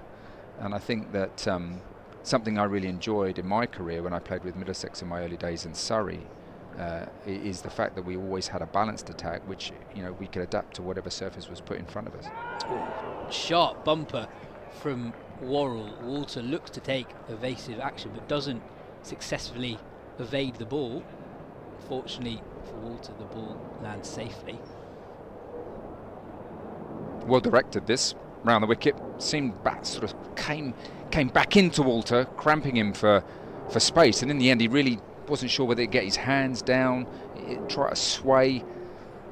He may, because of that, fast bowlers tend to note things down like that, the way he played that, and they did have a deep square leg. I wonder whether we may see a short leg implemented and 1 or 2 more of those short balls for Walter. Yeah, I wonder if that was actually part of the plan early on. Surrey started the day with a short leg in place, but so quick was the Essex run scoring early on, they had to retreat a couple of the catching fielders. On the attack, slightly more to the newer batter Wesley at the moment, three slip fielders in place. Yeah, I think the short leg really for Worrall was for the more the pitched up delivery, swinging back into the left-handers, Elgar particularly. But for Walter it may be that it's more for the short ball. Defended by Wesley, 1-1 from the over. Essex 82 for 1. A feature of Surrey's game plan actually this season has been they love a leg slip. They more so than any team that I've watched really. They love having a leg slip in, especially for Worrall, who generally takes the ball away from the right-hander but into the left-hander. And we saw one catch actually dropped last week at leg gully when there's a full ball from around the wicket that's flicked off the pads, and it feels like it's a shot that a left-hander plays on instinct. When the ball drifts towards the pads, you almost forget that the guy's there. Bit of width, and this one is cut in front of square, bounces over Ryan Patel at cover, and that will be 4 more. This is a quality shot from Walter, width on display, and couple of overs ago, he hit a 4 unconvincingly, more with a straight bat. This time he goes horizontal, gives it the full treatment. And he's got a lot of power if he needs it. And you always think that if you're going to come to Surrey, come to the Oval and play well and get a big score, you do have to be able to play those horizontal bat shots. Left alone this time for Walter. And I wonder, another change from your playing days is the schedule. So half of the county championship season will be done and dusted by the end of May. And I think a feature of this season in particular, compared to recent seasons, is it's also been quite dry. And pitches have seemed noticeably on the slow side. And what some venues have done to try and counteract that is by leaving more grass on it on day one. Genuine play and miss from Walter, back of the length, looking to punch that through the offside.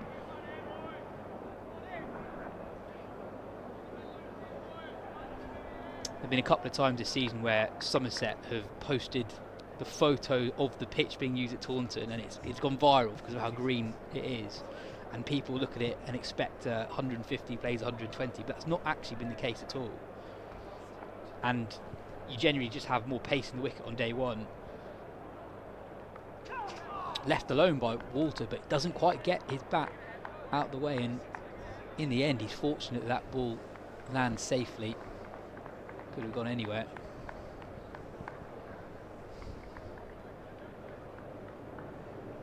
I know back in your playing days actually players were busier than they are now. I know there's a lot of talk about how congested the schedule is, but in terms of pure days of cricket back in the 90s for sure.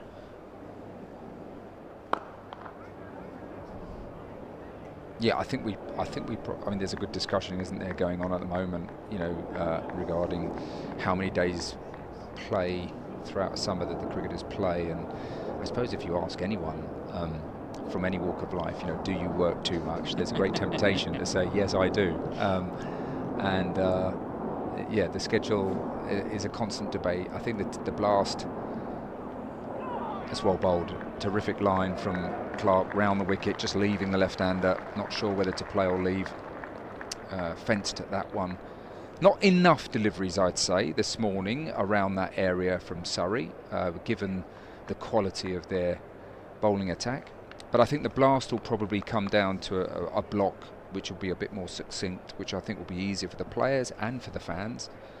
I played in the first T20 competition back in 2003. There was only 5 group games. And of course, because of the success of the competition and the crowds, you know, that quickly increased. But I think I think that would be a real positive. Of course, you know, trying to have championship cricket throughout, evenly spaced out through the summer, is a challenge with the immovable object that is the 100 in August. But have we seen a change in nature of the type of cricket? Yeah, probably have. We've seen a lot less overs in the drier months, traditionally July, August, of first-class cricket, and therefore less spin. And, you know, this has been the case. I mean, I remember Peter Such talking long and hard about the lack of spinners and the lack of emphasis on spin in first-class cricket. And, you know, the schedule seems to be unhelpful to the development of spin. Wonderful shot from Tom Wesley. We know he's so strong off his pads, but well fielded by Sam Curran at mid-wicket. Yeah, I mean, just to remind viewers that half of the season will be done by the end of May, and then you also have 3 rounds in September. So 10 of the 14 games are played in April, May and September. So the heart of the summer, June, July, August, just 4 rounds of the championship. I mean, from a almost player development point of view, how important is it to play on the truer surface of midsummer? Well, I just believe that in first-class cricket it's nice to have a variety of conditions. And I think that's one of the great strengths of county cricket. I always thought was the variables in terms of pitches that you would get throughout a county summer to play first-class cricket on. And it would be that, you know, you could play on turning wickets at Old Trafford or Glamorgan or Taunton or even at the Oval. As well as your green wickets that traditionally perhaps were made, I don't know, Derby or Edgbaston, where it was. And I thought that was a great strength of the domestic competition. But now players, you know, really don't have I think, that opportunity quite as much. But I read somewhere that Ricky Ponting sort of said, look, in terms of development, first and foremost, players are thinking T20, and that's where it's at. And actually, the development of the first-class skills comes after that. Now, I wouldn't subscribe to that. I still think if you look at India, which is probably the benchmark, I think, of the cricketing talent globally, when it comes to batting, they still regard fundamentals as very important, and you sort of walk before you run type mentality. No ball from Dan Worrall. Yeah, it's a really interesting point. I think we're seeing in England, Jason Roy returning to red ball cricket here, Will Smead doing the same at Somerset, that there's an understanding that it's really hard to make it as a T20 player only playing T20 cricket. And I wonder if the dynamics of the respective professional games in England and Australia are a little bit different. In Australia, you have 6 state sides in the Shield, but you have 8 BBL teams. So actually, as a route to be a professional, there are more opportunities actually in T20 cricket professionally than it is in red ball cricket. Appeal for a catch down the leg side. You can tell that Surrey's heart wasn't really in that appeal. Yeah, Worrall's just found a little bit more swing so far, and this one really from quite wide of the crease, fairly straight. A nice take by Ben Folkes, but really nothing else to sort of write home about. More in hope, the appeal, rather than with any conviction.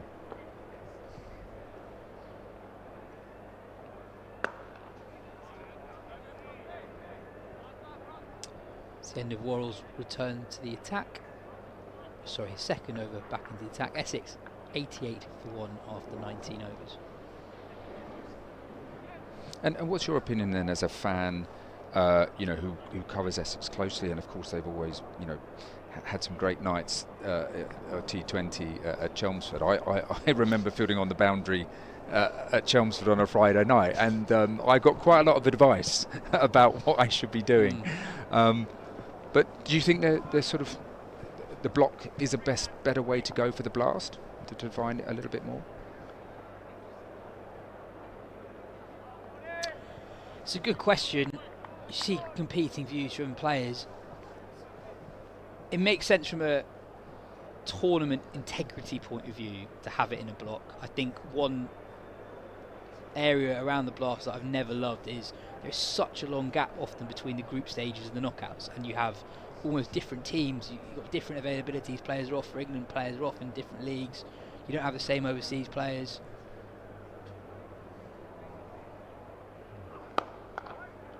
Flick from outside off stump into the leg side for no run.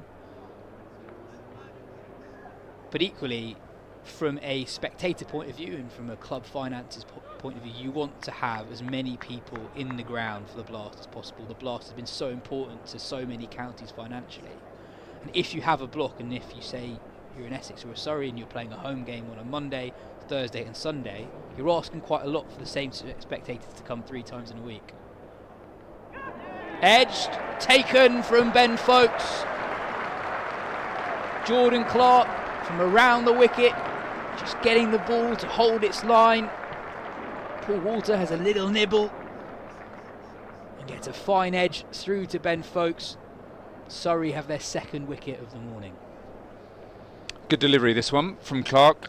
Had beaten Walter in the previous over, I think, and again wide of the crease, round the wicket, just leaving the left-handed Walter. Sort of fenced it, but really, yeah, he's sort of a half-hearted shot, slightly away from his body in the end, and you feel that this is a big wicket because Walter played really, really well and was looking quite set. And Essex rattling along at over 4 and over, a vital breakthrough for Clark and Surrey. Yeah, we saw in the previous over from Jordan Clark, he was challenging Walter's outside edge with that angle from around the wicket. And I suppose the question you're really asking a batter is, if you get your line right, you're drawing them in to defend a ball that's angling in, and if you're as the bowler, you can get the ball, just nibble away at the last moment, you can cause some real problems. New man at the crease for Essex. Young Charlie Allison, just 20 years old. He's opened the batting a lot for Essex this summer, but with Walter and Elgar available again, they are the opening partnership this week. Got a job to do with his skipper at the other end. Really positive start to the morning for Essex, but they have now lost 2 wickets and there are still 40 minutes to go until the interval.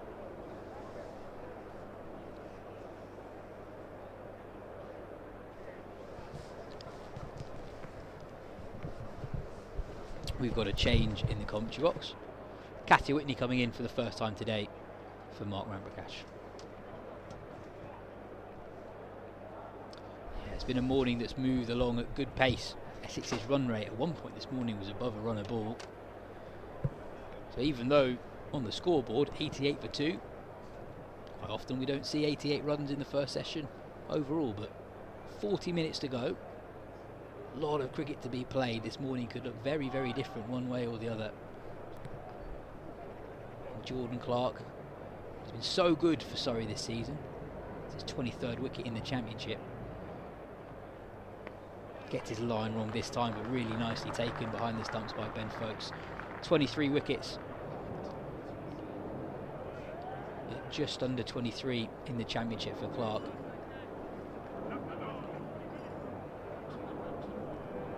And a nice little moment for Essex fans, maybe having their eye on what's going on at Trent Bridge this morning. Sam Cook has his first test wicket. Dismissing Ben Curran for 6.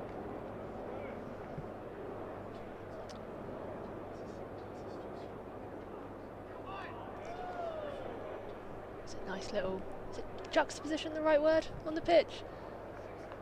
Essex Sam Cook getting out Sam Curran's brother. It's been quite a fun morning, Katya. Yeah, it has been quite a fun morning. Not gonna lie, I was a bit disappointed when Dean Elgar got out. He's one of my favourite cricketers, Dean Elgar. Looking forward to watching a really long, boring innings today. Not only did he not deliver a boring innings, he got out far too early.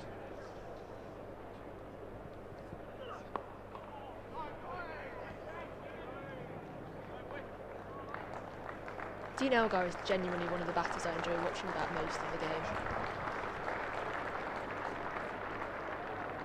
Just kind of dip in and out of it. Yeah, he's unfairly characterised as almost a nuggety opening batter, but actually at his best he scores at a pretty good rate. If you look at his overall career record for South Africa, averaging just under 38 in Test cricket, in home conditions, which are often very, very testing, averaged 47.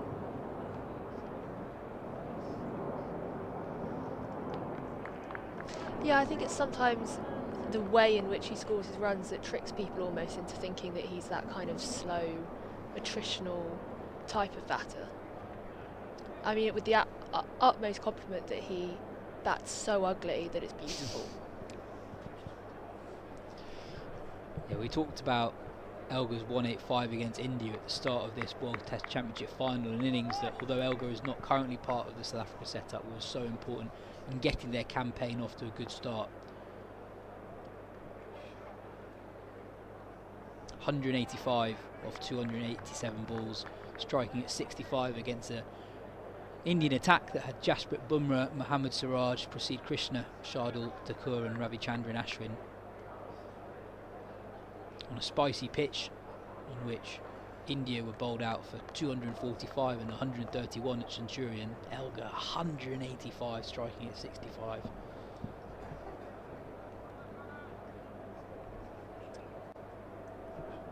In what ended up being his penultimate test match.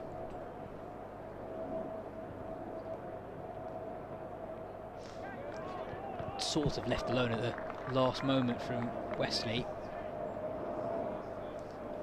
Worrall's found his rhythm in his second spell.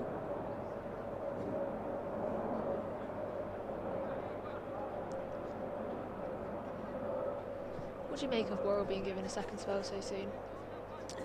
I think he wasn't quite at his absolute best first up this morning, and I think if things had gone slightly smoother, he would have got a longer first spell.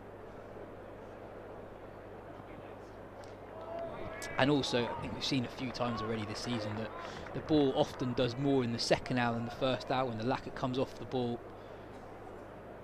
And Worrall, at his best, is probably the most, certainly up there, as one of the most effective away swing bowlers in the country. So once that ball is talking, there are very few bowlers in the land you'd rather have with the ball than Worrall.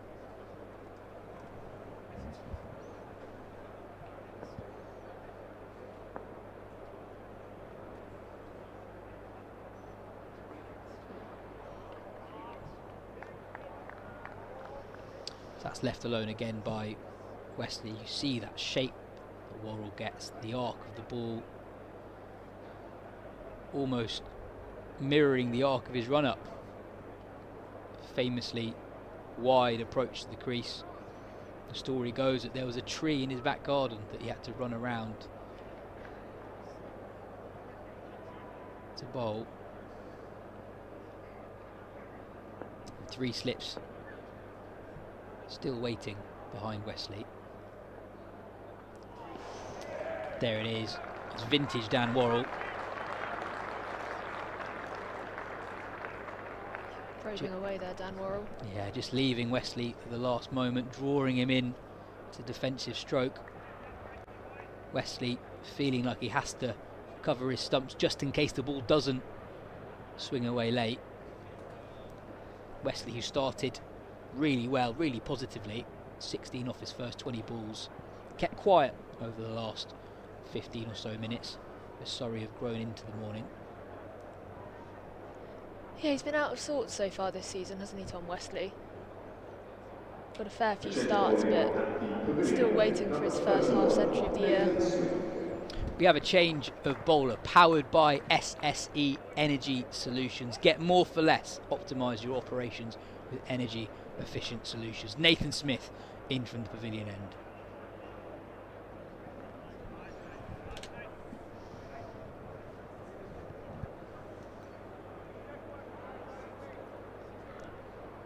Yeah, just continuing on that thought on Tom Wesley. Started the season well with that 40 he scored against Surrey on that road at Chelmsford. But since then, he's had 6 scores between 15 and 30. 2 failures last week. And Nathan Smith strikes. Ben Folkes with another excellent diving catch behind the stumps. Back of a length, leaving Allison late. And Surrey, who started the morning slightly slowly, suddenly have 3 wickets in the first session with 32 minutes to play until lunch. Yeah, this is turning into a bit of a nightmare session now for Essex. As you said, Surrey starting slowly, but Essex starting really positively. It's 3 wickets down before the interval, still with half an hour to go. It's tough going. Just looking at the wicket again. Drawn into playing at it, caught in 2 minds to leave it. Yeah, I think that's exactly it. Caught in 2 minds, initially looking to play the ball at the last minute, tries to withdraw the bat, but it's too late for Allison. Decent catch by Ben Folkes, diving across first slip. Yeah, it's almost a second slip at the point at which Folkes takes the ball. And we talked about it a couple of overs ago. We see it so often in the county championship. The ball talks more in the second hour of the morning session than the first. Once that lacquer comes off, the ball moves just that little bit more through the air.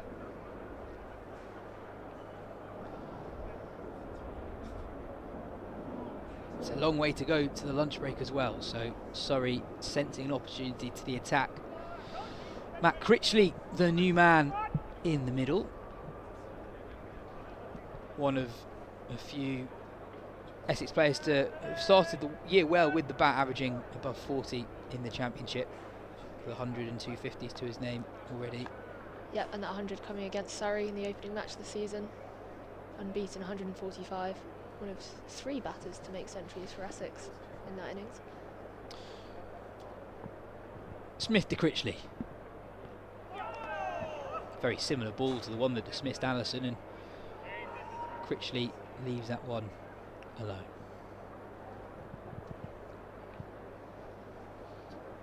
This is what Surrey do so often.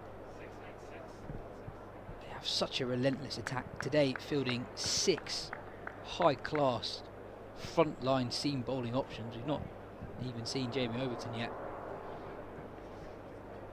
Nathan Smith, New Zealand international, backing up the good work of Clark and Worrall earlier on.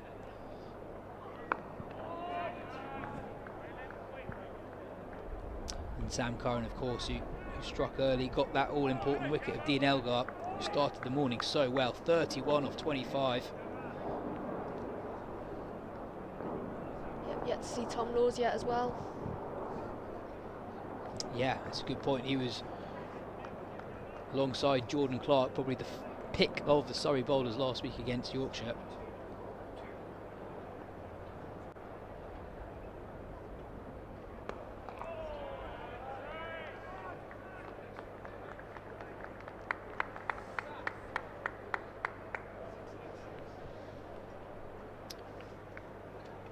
Enough time left in this session for Essex to reassert the early positivity. And that positive start means that despite the loss of 3 wickets, they're still reasonably well placed. 88 runs on the board.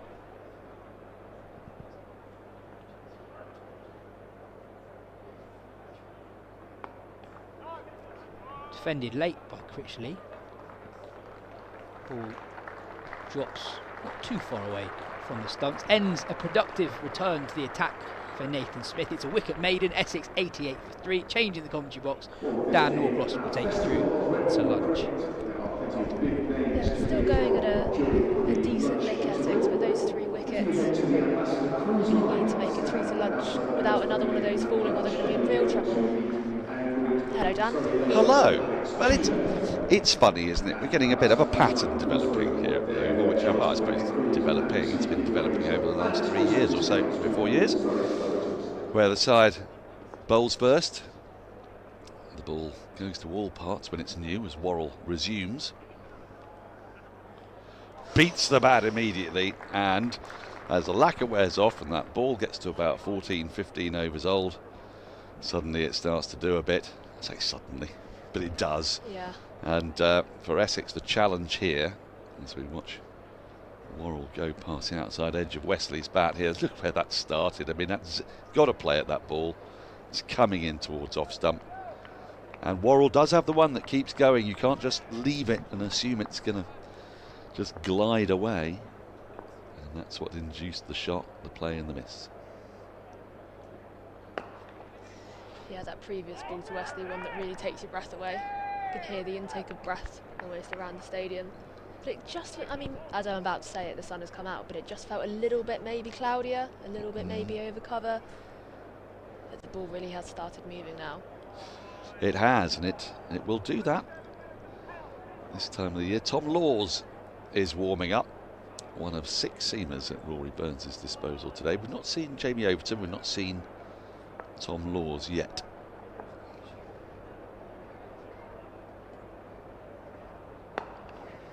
It's nicely whipped away into the onside. Wesley's looked in good touch. In fact, I've been really impressed, Katya, with the way Essex have taken the fight to Surrey. They've not just looked to dig in and stay there. They've put away the bad balls. Walter was timing the ball quite beautifully. Elgar started really well. I guess especially when Surrey win the toss and bowl, as they always do here at the Kia Oval. Well, everyone does. Yeah, exactly.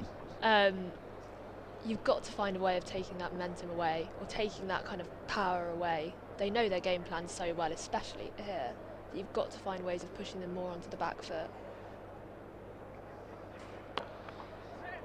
Well, they know also, because we talk about the pattern of play here at the Oval. It's not always the case that the side batting second racks up a large score. It happened last week when Surrey played against Yorkshire, but when Surrey played against Hampshire and were put into bat, they then bowled Hampshire out and got themselves a first innings lead. So There'll be plenty enough in the wicket. We can see the dark patches. You can see the footmarks where the bowlers have been running through.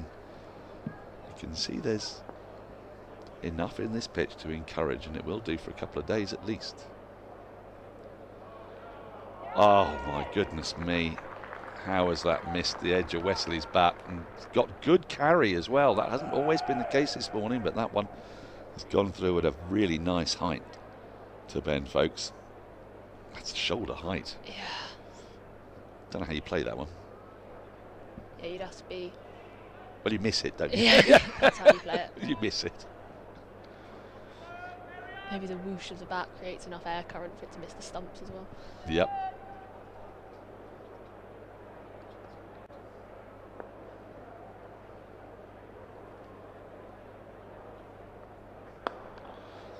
That's really nicely played, and actually a good half stop at mid-wicket will keep the scoring to just the one. Sam Curran with that good stop there. He's wringing his hand. Some pain, but he saved 3. 91 for 3. 23 overs have gone. I don't know if Yas has mentioned, but Sam Cook has made his... Yes. He's taken his first test wicket. It's missing Ben Curran. It was Ben Curran. Good catch by Brooke low down at second slip. But England are far from running through Zimbabwe. They're 51 for 1, Zimbabwe. Elsewhere around the grounds, Durham, who are challenging for the title, up against Somerset. They're 85 for 2. Yeah, have we talked about the Lees dismissal there? No, tell me more after this ball. Yes, poor old Alex Lees, dismissed at 10:58 a.m. Oh, that's brutal. Yeah, leg stump, inside edge, Ooh. flattened out of the ground. Oh, he looked so sad. But it shouldn't really happen, should it? No, Matt Henry just bowled one across him. Oh, Henry's back. Yeah, Henry's back. He looked devastated. Well, I'm not surprised. Hampshire have lost a couple of quick wickets, by the way. Liam Dawson and Ben Brown are now at the crease.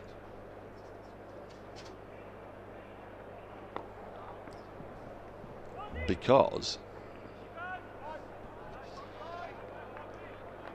Tom Prest and Nick Gubbins have gone in double quick time. Prest caught by Clark off Carvelis for 18, and Nick Gubbins LBW to Carson for 18. So this is against, I say lowly Sussex. They've actually had a pretty good return into the first division, but Hampshire, after winning their match last week, looking to get back-to-back wins. They're 70 for 4 at the Utilita Bowl.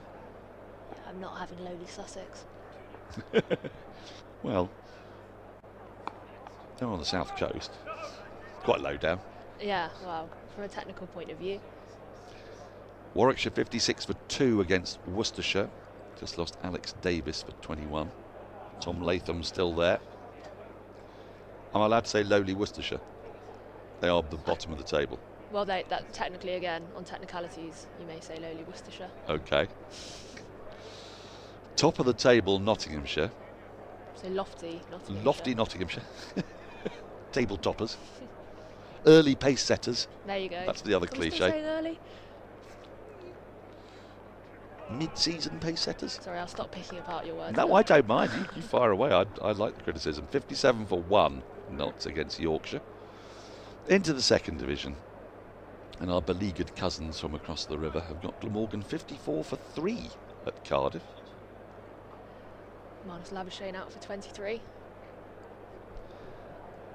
Could be critical. That's his last match before the World Test Championship final, I believe, for Glamorgan. His place is in some danger.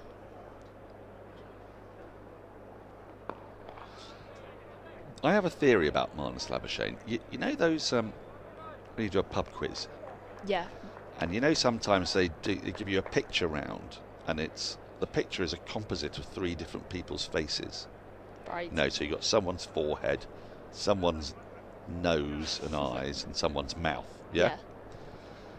And you're always trying to work out who are the 3 people that make this composite photo. Mm. They all look like Marnus Labuschagne.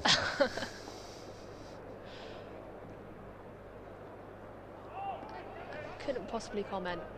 A little wide of off stump that time, just a single off the over. 92 for 3. The scoring rate's rather taken a tumble after that.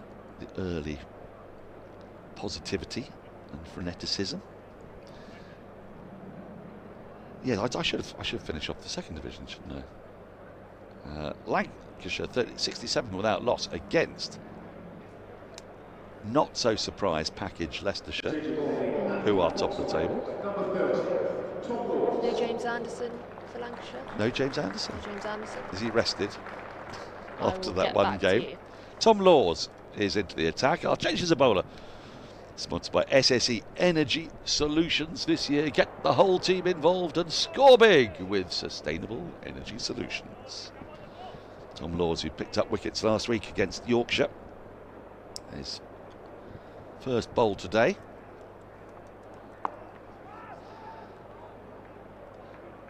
It's always tempting to say about Tom Laws that he's got something of a golden arm, but I think that when you do that, you slightly downplay the fact that he's just an extremely good bowler. I agree. I think it implies luck. It does, doesn't it? It's when people Which is not what I mean. When people refer to when someone like Joe Root bowls as Joe Root always gets a wicket, or golden arm Joe Root, or whatever, I think it slightly implies that there's less skill involved. Yes, which is not fair. No. He bowled terrifically well last week against Yorkshire, and this is sort of embarrassment of riches at Rory Burns' disposal today. We haven't seen Overton. He's the only one of the 6 seamers we haven't seen. But what it does allow him, and this is slightly scenario building later on, if Surrey haven't finished Essex off before the end of the 80th over, he's just got a little bit more flexibility with his bowling options in the run-up to that new ball. Got a James Anderson update for you. Oh yes. Managing his return to competitive cricket with the busy schedule ahead, it was felt that back-to-back matches in the county championship would be too much of a risk. So is he going to be playing a lot of T20 Blast then? Wow. Because otherwise he hasn't got a busy schedule ahead, has he? Would have been his 300th appearance in a first-class match. Would have been. Okay.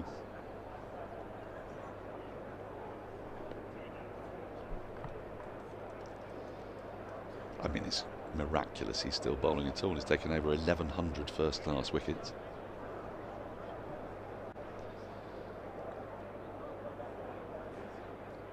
I hoped you were going to tell me that England have demanded that Lancashire rested him with a view to a comeback against India. England have demanded that Lancashire rest their bowling coach. Consultant. Too wide this time from Laws. It's not going to tempt Wesley out there. I guess if he's technically on the UCB's payroll. Yeah, well, good point. If you're just joining us, it's a familiar tale. Captain who won the toss, on this occasion Rory Burns, put the opponents into bat. Essex got off to a flyer. Dean Elgar and Paul Walter bringing up 50 in double quick time.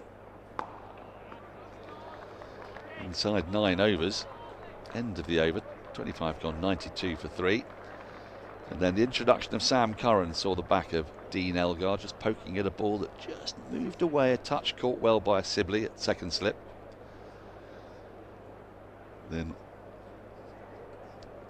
Walter was the next to go.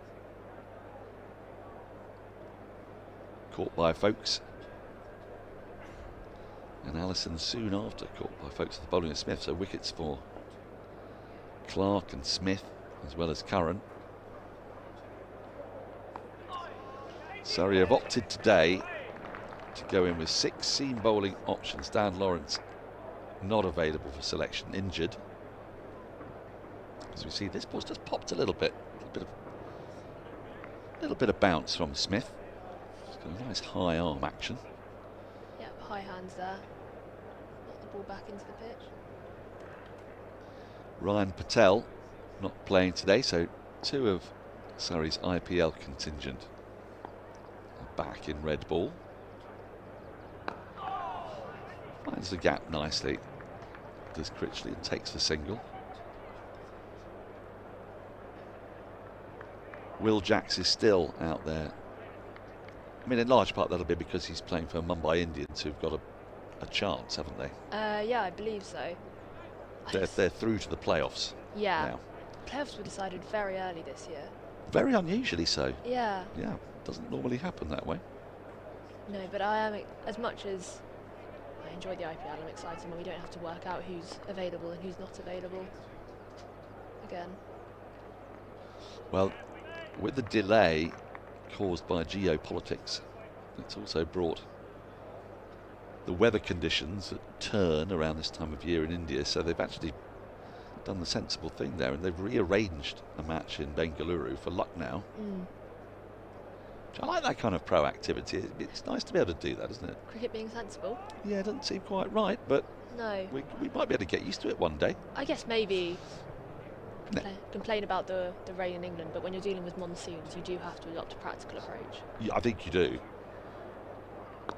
Because they are quite predictable, aren't they, monsoons? Now, you would have seen there on your screens, the serried ranks, there we go, children in tabards. It's bring vast quantities of children to the cricket day today. And when they all get here, there will be a noise slightly more akin to a swimming gala. Right. Yes, it's an annual tradition here. It's a festival of red ball cricket. I saw loads of people streaming in to the ground, but the kids are now turning up in the 2 blocks that are sort of reserved for them.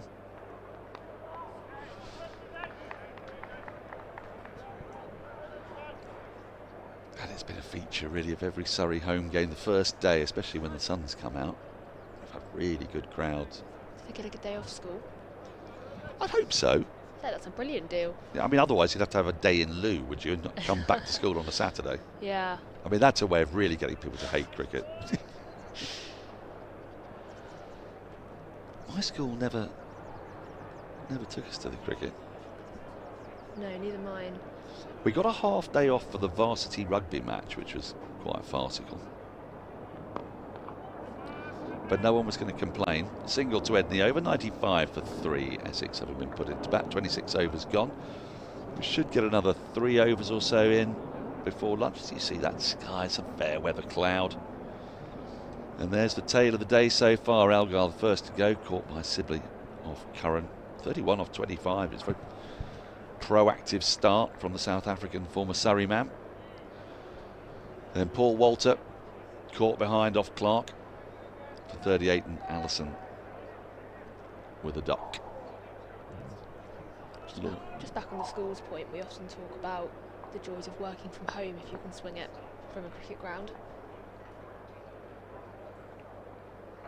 Some of the most tolerable days of revising, I mean this is applicable for older children more, but revising for GCSEs, A-levels and then at university was spent in front of days at the cricket. Yeah. How much revision I actually got done during those days, I'm not sure, but... I remember, yeah, doing exactly that, revising for my RE exam, my O-level as it was then called, in the lock stand while Sylvester Clark was bowling. Crunched away, but can't beat the fielder. And this just period of pressure is continuing here from Surrey. Essex with that really fast start, but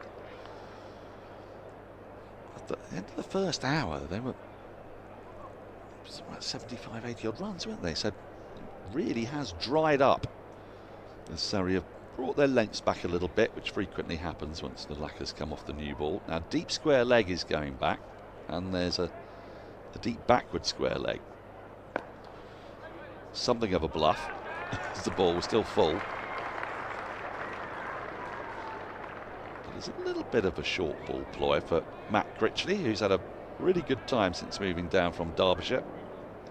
Scored a century on his Derbyshire debut many, many years ago. And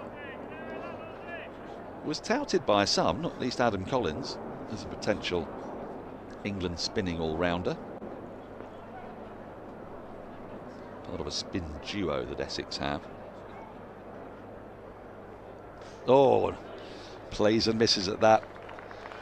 That'll be the prevailing direction of travel when you watch Tom Lawes' deliveries. They'll tend to leave the right-hander. Just on Matt Critley, stats with the bat this season overall read well, but he's had a bit of a stop-start, inconsistent run of it, scored that unbeaten 100 against Surrey at Chelmsford in the opening game of the season. Good deck that though, wasn't it? Very good deck. Very, very flat. Yeah, as I said earlier, one of 3 Essex batters to score hundreds in their own innings. And there was it no, sorry. It's Paul Walter who scored 95. And since then scored a half century in the next game. But's been out between 5 and 30 in all but one of his innings since. I think Essex have been on slightly juicier tracks generally though, haven't they? Notwithstanding that first game. End of the over. Another parsimonious one from Tom Laws. Essex 95 for 3. 9 minutes to go until lunch. Surrey actually can still in with a chance of just sneaking 3 overs in, having a 30 over session. They also love another wicket just before the lunch break. Yas Rana will be joining us for that lunch break.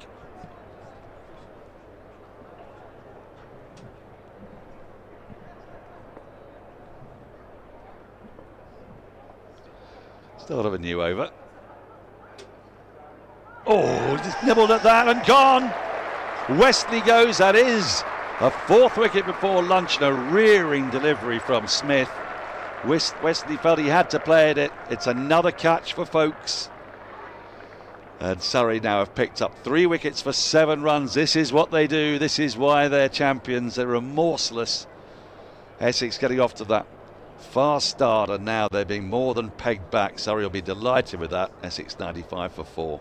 Yeah, that was a nasty one for Tom Wesley to have to deal with. 10 minutes before the lunch interval. Felt he had no option there. He'll have to drag himself off the pitch, and Essex really are in trouble now, just looking at the replay. Really reared up out of nowhere. Wesley not expecting that at all. And off he goes. Ben Folkes having a brilliant morning. 2nd catch of the day. 3rd catch, apologies.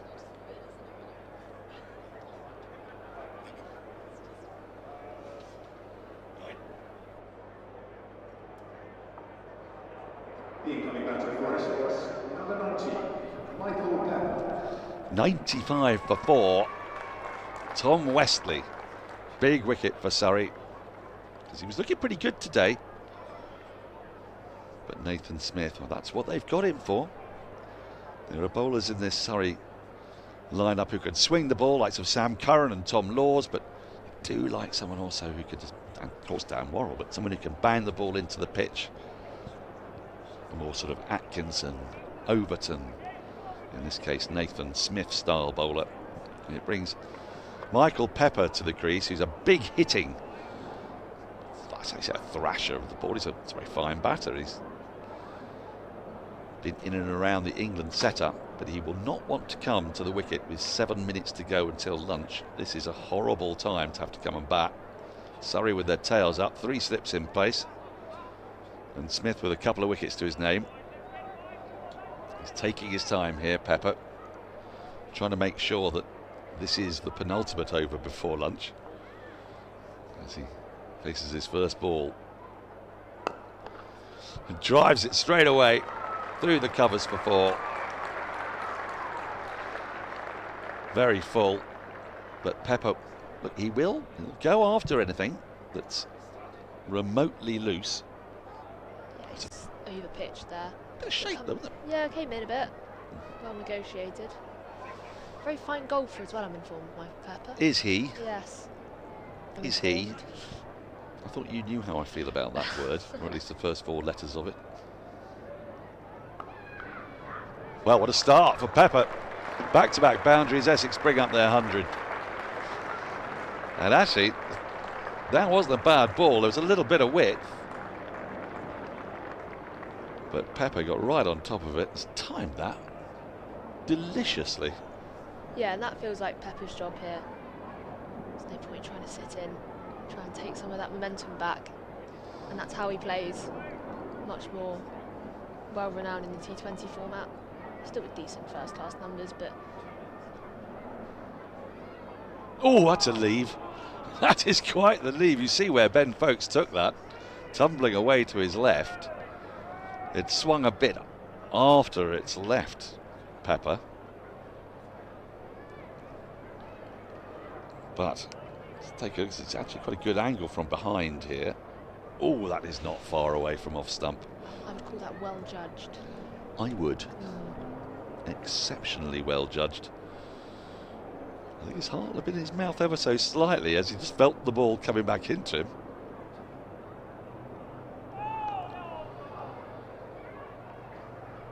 This is a terrific examination.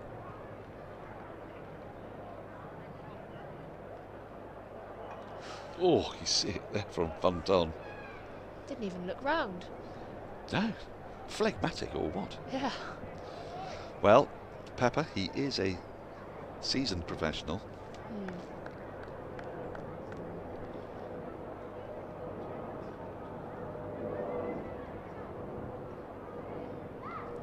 And that ball goes away from Pepper, so that'll keep him guessing, but he negotiates those last two balls well. Essex 103 for 4, losing the wicket of Tom Wesley in that over. Another catch to Folkes, his third of the innings, a second wicket for Smith.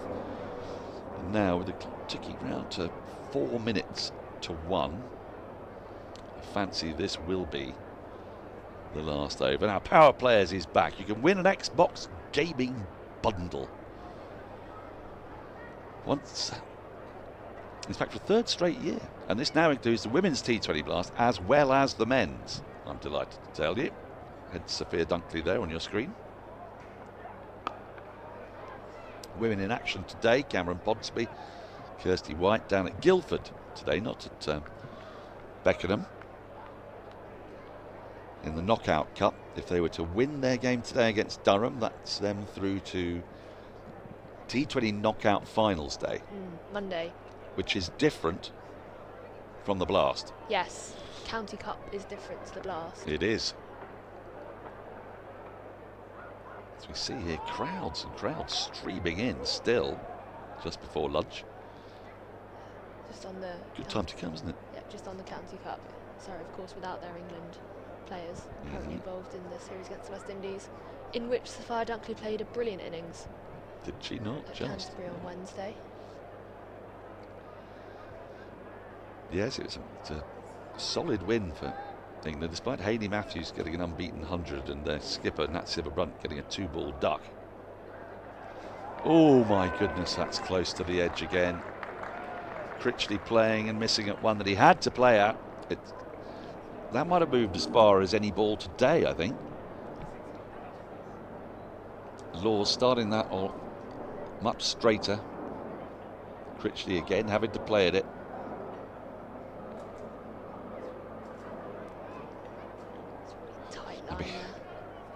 You can't leave that, can you? You leave that and it comes back in. You're absolutely plumb, LBW. That's not well judged. No. And just a little bit of bounce as well. It's getting really tough out there for Essex's batters. And Surrey's bowlers are about to get to put their feet up for 40 minutes. And rest up with a battery of 6 seamers, only one of them not used so far, Jamie Overton. Law's just trying to rush through this over, trying to get another over in. Essex wise to this, now have a chat.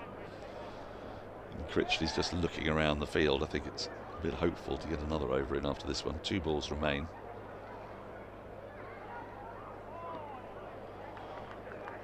Yeah, sorry, we're jogging round to their positions in the previous at the end of the previous over, but well, he's trying to get back there. At the moment they see Tom Laws jogging back to his mark, batters come down and have a chat, a little look at the pitch, try and move bits out of the way. he's got to run in. Surely it's a bit much to expect him to jog back to. Well, yeah, I suppose it's only his 3rd over the day. Nice little warm up. Right. Will we get another over in? Last ball of the over. Well, excitable appeal, but one that is not answered in the affirmative from umpire Bailey. Very phlegmatic. That's a proper celeb appeal, that from Tom Laws. Bit high, do you think?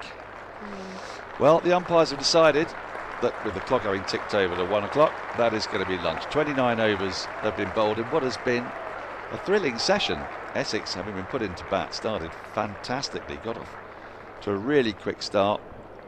Dean Elgar and Paul Walter bringing up their 50 in double quick time. There was one point when they're actually on course for 47 runs in the first half an hour. They're on course for nearly 200 before lunch, but of course it never works out that way at the Oval. Once the lacquer came off the ball, Sam Curran came into the attack, picked up the wicket of Dean Elgar, caught by Sibley at second slip when the score was 50, but advanced to 88, and then since then a little flurry of wickets. Paul Walter caught behind off Clark, and then a couple of wickets for Smith. The last one of those, Wesley, could be the crucial wicket of the day. A ball that sort of reared slightly, got the edge through to Folkes. He went for 20, and from 88 for 1, Essex were 95 for 4. Michael Pepper came in, stroke a couple of boundaries, was very nearly bowled, leaving a ball from Nathan Smith. Starting to do stuff out there. It's a familiar pattern of play. There you see the card. Allison going for a duck, 3 wickets, 3 catches for Folkes, 2 wickets for Nathan Smith. After that really bright start, Elgar 31 off 25, and Paul Walter, they really climbed into some full bowling, searching for swing earlier on this morning, but since then things have got much tougher. Essex 103 for 4. You see the bowling figures. Worrall wicketless back in the side after injury. Nathan Smith 2 for 36. Curran 1 for 15. That wicket in his first over, making the breakthrough that's changed really the whole pattern of the day. Jordan Clark, Surrey's leading wicket taker, with 1 for 20, and Tom Lawes metronomically accurate on a run off his first 3 overs. So we go to lunch with Essex 103 for 4. Players will be back out in around about 38 minutes, but I'm going somewhere. I'm going to lunch, and I was smelling it earlier, and is it good? Yas, chicken burgers. Oh, you love the chicken burger. You love the chicken burger. I'm going to head for my chicken burger. Thoughts from you, Katya, and then Yas has got a special guest, I'm delighted to say, who will take you through the lunch break. Yeah, that lunch break coming at a good time for Essex. Under the pump having started well. Tougher examinations to see from Surrey before lunch.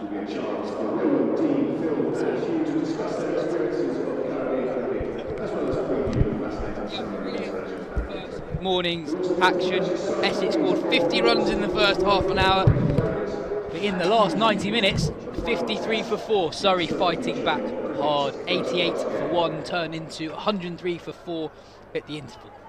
As Dan teed up something slightly different this lunch break, I'm joined by Kate Stevens from Chance to Shine, who are not just celebrating their 20th birthday this summer, they're celebrating their 20th birthday today.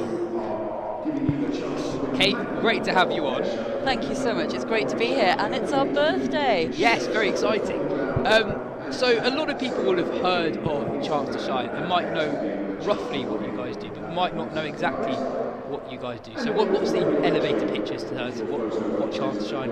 Yeah, definitely. As a charity, we exist to help all young people play, learn and develop through cricket.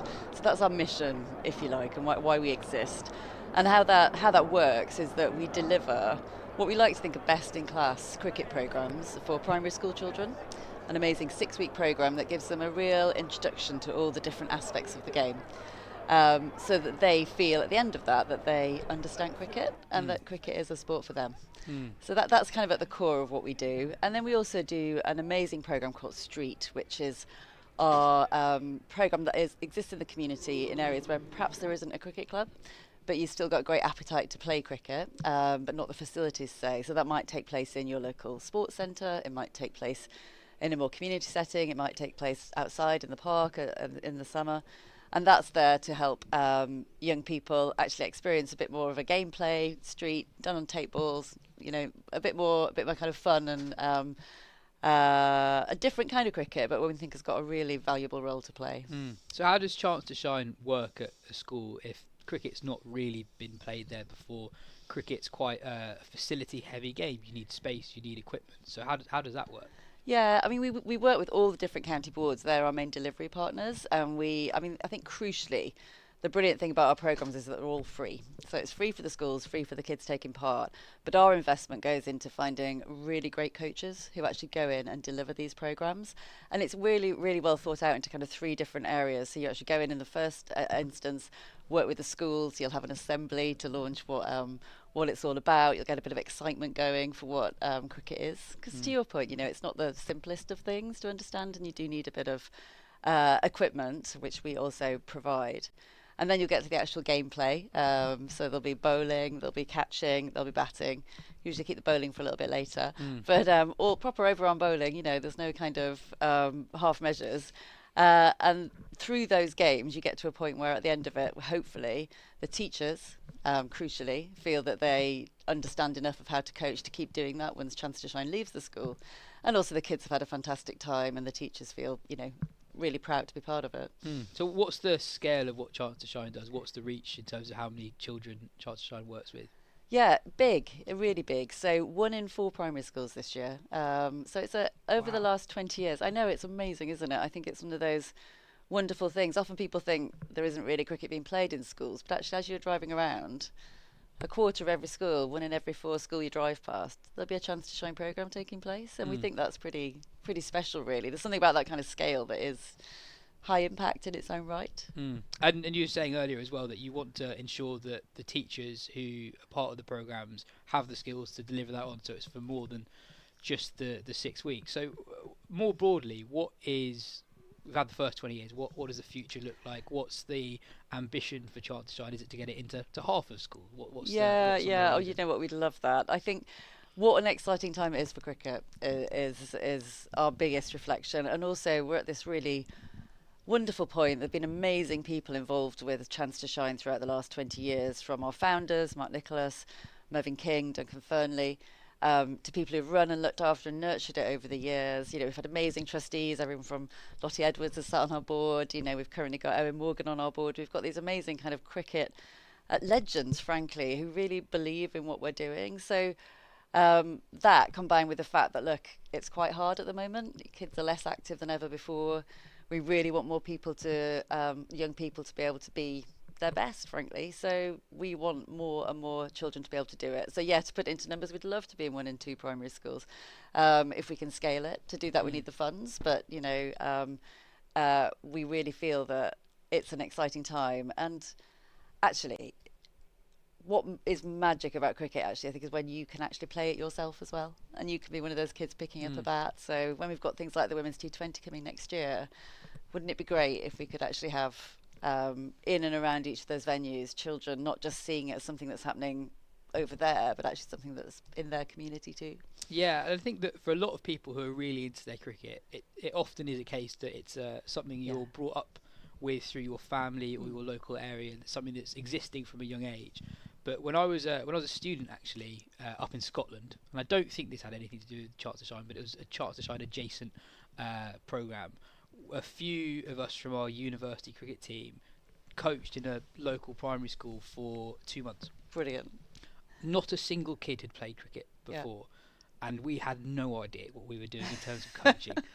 In hindsight, it was probably irresponsible to have left the children to us. But it was amazing that at the end of the 2-month period, how much, not all of them, I'll be honest, but how much some of the kids got into it and actually got really good into it, really good at the cricket themselves, and who knows how long they took it up for. But I often think about programs like this from a cricket point of view. We want to grow the game, we want more and more children to play, we want more people watching and playing cricket. But from just a development point of view, how important is organised sport in school, and actually how much of it are children getting? So therefore, how important is a program like Chance to Shine coming into a school? Yeah, exactly. I love that you did that. It was good fun. It was good, very difficult, but it was good fun. It's funny how these things stay in your mind as well, though, isn't it? I think often when Chance to Shine is answering a slightly different question, but actually just to pause, thinking about what you said. Chance to Shine will go into school and then leave, but sometimes they'll carry on the cricket, maybe they won't. But I do think there's a value just in the moment of playing cricket and those 6 weeks and the joy that brings, the sense of purpose, the sense of yourself. Again, not everyone will feel that, but actually there's something just to be celebrated for the process in itself, if you see what I mean. Well, actually, one of the most memorable parts of it was it was a mixed class. Yeah. And the girls really enjoying that they were better than the boys. You could tell there were some really sporty boys who didn't pick it up as quickly as they might have thought. Exactly, I love that. And the girls, a lot of the girls were actually the best in the class. Yeah. So that was a really fun part of it. That's great. It's a great leveler. I love it. I've now forgotten what your question was. I can't remember. I can't remember myself. What were we talking about? We were talking about. Sorry, I'm so sorry. Cricket in schools and being active in schools. Yeah, I think it's a really mixed picture. You know, what we see is often you need a really central person driving it in that school, and that makes a massive difference. Schools go under really scarce resource budget-wise, so the more that we can offer a kind of centrally run but locally delivered programme, then actually the more that we think the kids can get more active. You know, there's some really important work being done across the sports charity world and just the sports development world, actually, to try and encourage this 2 hours of PE in school, because that would make a massive difference, I think, just to have it part of the curriculum. And also more training for teachers in terms of how to deliver PE, especially in a primary school setting where it's not a big core part of learning to be a teacher. They have to wear many hats. And so the more that you can kind of make people feel confident, teachers feel confident and equipped to do this, then the more likely they are to pass that on to the kids. I've always thought that cricket's also a very good way of teaching maths at a young age. It is, exactly. Get kids poring over scorecards, get them poring over the county championship averages. That'll improve the maths. It is. You've got to learn to count. You have. I think it's really important. It's not just counting, is it? It's kind of working out likelihoods, and all the time in your head you're doing those maths. I think it's a really it's really valuable for that kind of thing. And also I think it's funny when you go to our school programmes, there's also quite complex concepts going on in cricket. You know, it's not just hit it and run. You know, you're kind of thinking about resilience, you're thinking about teamwork in a more kind of nuanced way, and every caricature, right, about that everyone says about cricket is true, that you have your moment to shine. You know, we call it chance to shine for a reason, but you're part of a team as well. So that kind of individual and team element of it, to bring it to life in a school, is really great. Is there research done, or even just anecdotal stuff on how the landscape has changed for kids since the pandemic? Obviously, in so many ways in education, a totally seismic event to the world of education. Has that also been found in their activity? Yeah. So Sport England runs an annual survey called Active Lives, which tracks how active actually the whole population is, but you can segment by young people actually as well. And there was a huge fall off post the pandemic, as you'd expect. And there has been an uptick. You know, people are leaning in again to getting more active, but we still think there's a huge amount to do. And especially from a young person's perspective, because you've got other forces too, like, you know, kind of growing rates of obesity and which are the other flip side of lack of activity. So the more that we can find people a sport and show that it is something. I love your example actually, because it is that sport that maybe you didn't think you were good at, but it's actually technically it could be the thing that you are good at, and why not give it a go? It can't just be football. There has to be other ways to kind of show your skills and think about what you're good at and shine. What are the biggest challenges facing you guys at the moment? Yeah, I think, you know, I mean, I've just said it's a really exciting time for cricket. I think there's lots of money coming into the game. There's lots of, you know, energy, I think, and excitement about it. There's going to be eyes on cricket in terms of the women's game, the T20 coming up. We've got India coming in. So I think there's a lot of positive noise and energy and excitement around the game. So for us as a cricket charity, that's a good thing. We need to make sure that, you know, we can make sure that we're understood and heard within all that. We're 20 years old. We still think there's lots more to do. So it's really about making sure that people do understand that we're here. They understand what we're trying to achieve. Is there a danger that almost that Chance to Shine is taken for granted a little bit because it isn't a new name? Yeah, I think every charity, you know, you've got to kind of reinvent yourself as well, haven't you, for different eras and for new times. It's not a new name. I don't think we're massively well known outside of the immediate cricket charity world, if you see what I mean. So I feel like we want to secure more income, so some of that might come from other places. You know, we feel like we're a great fit for corporates who might want to invest in a kind of charitable program which shows great outcomes for young people, and other kind of ways of achieving money, which isn't just, you know, we're very lucky. We've always had a big core grant from the ECB and really been their primary school delivery partner, which, you know, long may that continue. But the model really is, let's take that out and match fund it. Let's bring in more income from individuals, from corporates, from other events and activities that we do, so that we can really then scale the programme. To reach a quarter of primary schools, that's a very ambitious aim, and it's amazing that you're able to do that. How is that funded, especially if schools aren't paying for anything in that process? Yeah, exactly. We try to make it as simple as possible, really, and by not charging schools, it's easy for us to then roll out the service. So our funding's a mix. So we, as I just said, we have this kind of core grant from the ECB. And Sport England also fund our street programme, which is incredible. So we've got this kind of cornerstone of income which comes in and means we can get to a certain scale quite quickly. So we never take that for granted, and you know, they're very important partners for what we do. And then we want to kind of bring in, ideally, an equal amount of money in from private sources. So as I said, that could be a different mix of individuals feeling they want to give, people getting involved with our events. It could be about you know, a corporate partnering with us to sponsor something, or just to make a donation to help our work. So lots of different ways to get involved with Chance to Shine. Well, if people are listening to this and they want to get involved, where would you direct them to? Well, it sounds boring, but have a look at our website. We're always there's lots of really engaging stuff on there about ways to donate, ways to give, and actually ways to get involved. Everything from, you know, the usual things from running the marathon to trekking the Alps for us. If you want to help a charity, then, you know, Chance to Shine can be that one. Nice one. Well, Kate, thank you so much for being with us this lunch break.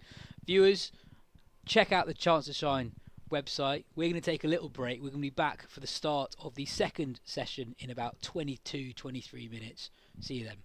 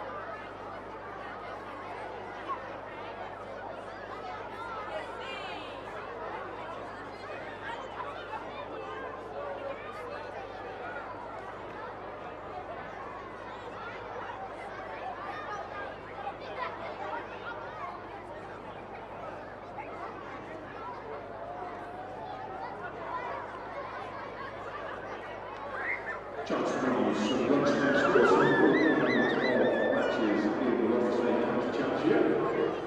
Starting with Division 1. The match at Durham play at Somerset. Durham 96-43. Down in Southampton, where Hampshire play Essex, Hampshire 83-4.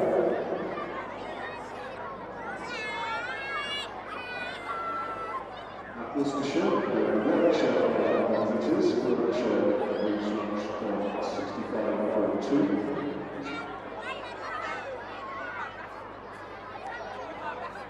The heading where Yorkshire are hosting Nottinghamshire, the visitors lose lunch 67-42. In Division 2, at Derby, a good win for the hosts against Essex, England 6-1, England 50 before being dismissed.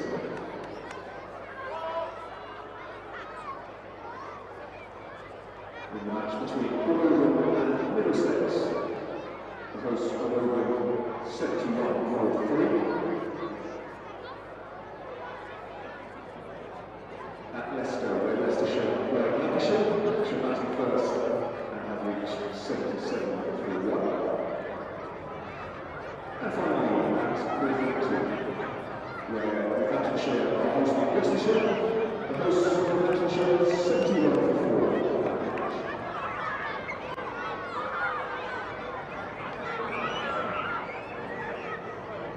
In about an hour's time, of course, so women are hosting Durham in the quarterfinals of the Vitality T20 Women's County Cup, and we'll bring you an update on the score of the match at Tudor.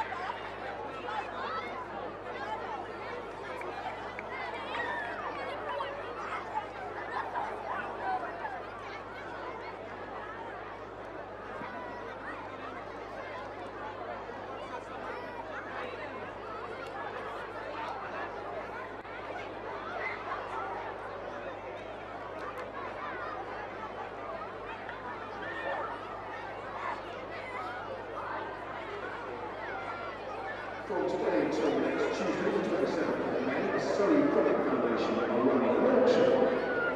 If you enter that, you'll be able to get a chance to win a limited edition of the 180th anniversary Surrey shirt. That will be worn on the side. The thrill scheme. Scan the QR code on the screen. Or on the auction floor, it's got a lamp to enter. We'll be ready to go to the Surrey Cricket Foundation to continue to grow the game. If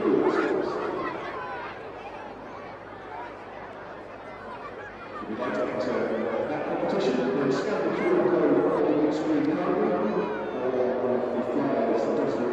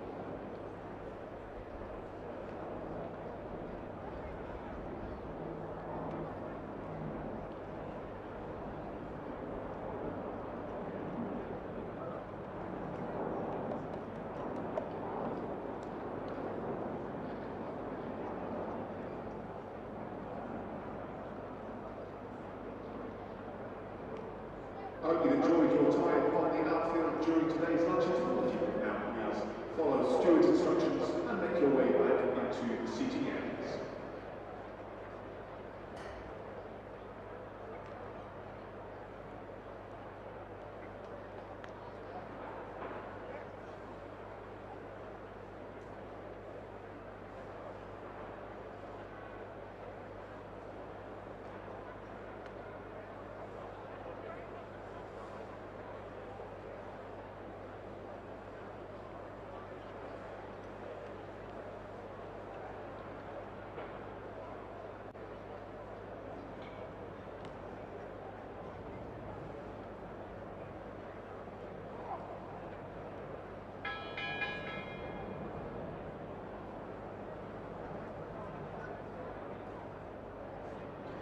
To go until the restart. Time then to remind you of our fun, informal daily quiz during the Worcestershire Coast Championship matches at the Kia Oval. The quiz, of course, is called Tea Time Teaser. Each day we'll ask you a question about Surrey Catching Club, the ground, its history and its players. No need to write anything down or enter your answer in minutes, just for a bit of fun.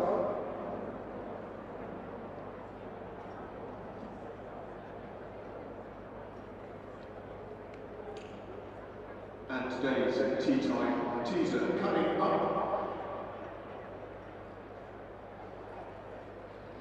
So here we go. Which Surrey player holds the record for the most number of outfield catches in one innings, and for a bonus point in 1 year? Which Surrey player holds the record for the most outfield catches in one innings, and in what year? We reveal the answer to today's Tea Time teaser, hopefully enough, during the tea.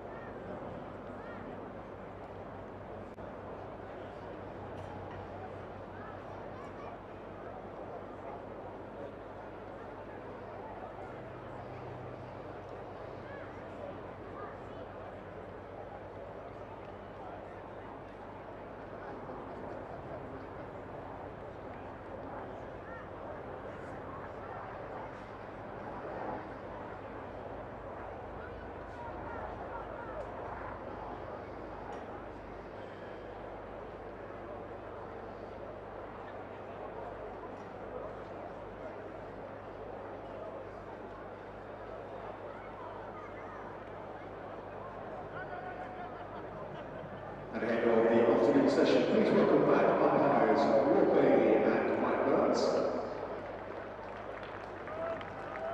The Surrey fielding side led by Captain Rory Burns. And to resume Essex's first innings on 103 for 4. Matt Critley on 3 and Michael Pepper with 8.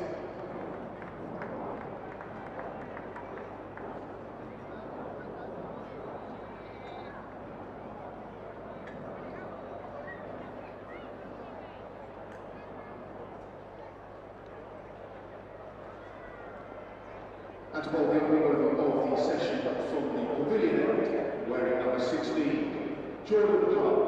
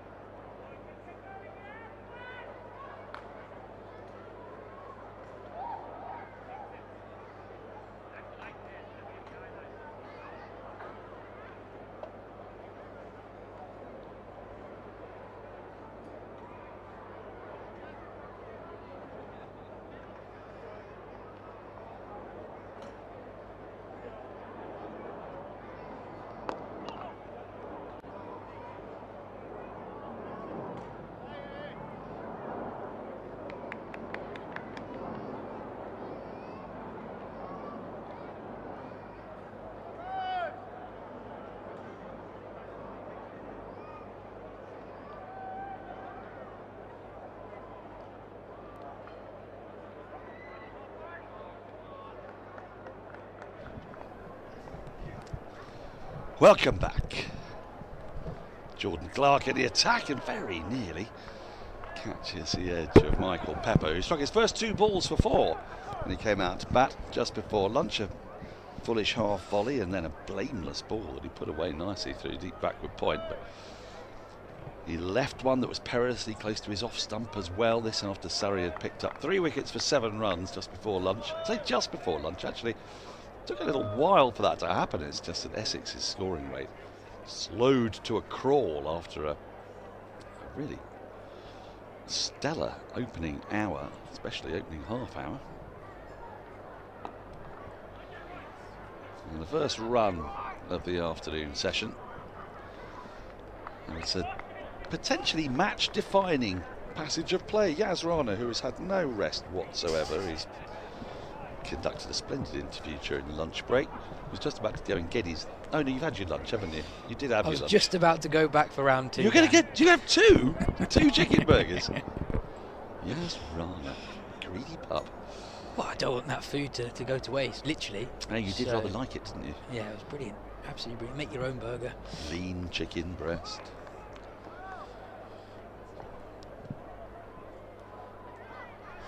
But do you know what I mean? This, in terms of a potentially match-defining passage of play here, because we've seen sometimes straight after lunch it can be tricky for the batters. The pitch has still got plenty in it. Bowlers rested up. Ball of a nice age. Sometimes it can be a kind of perfect storm for the batting side.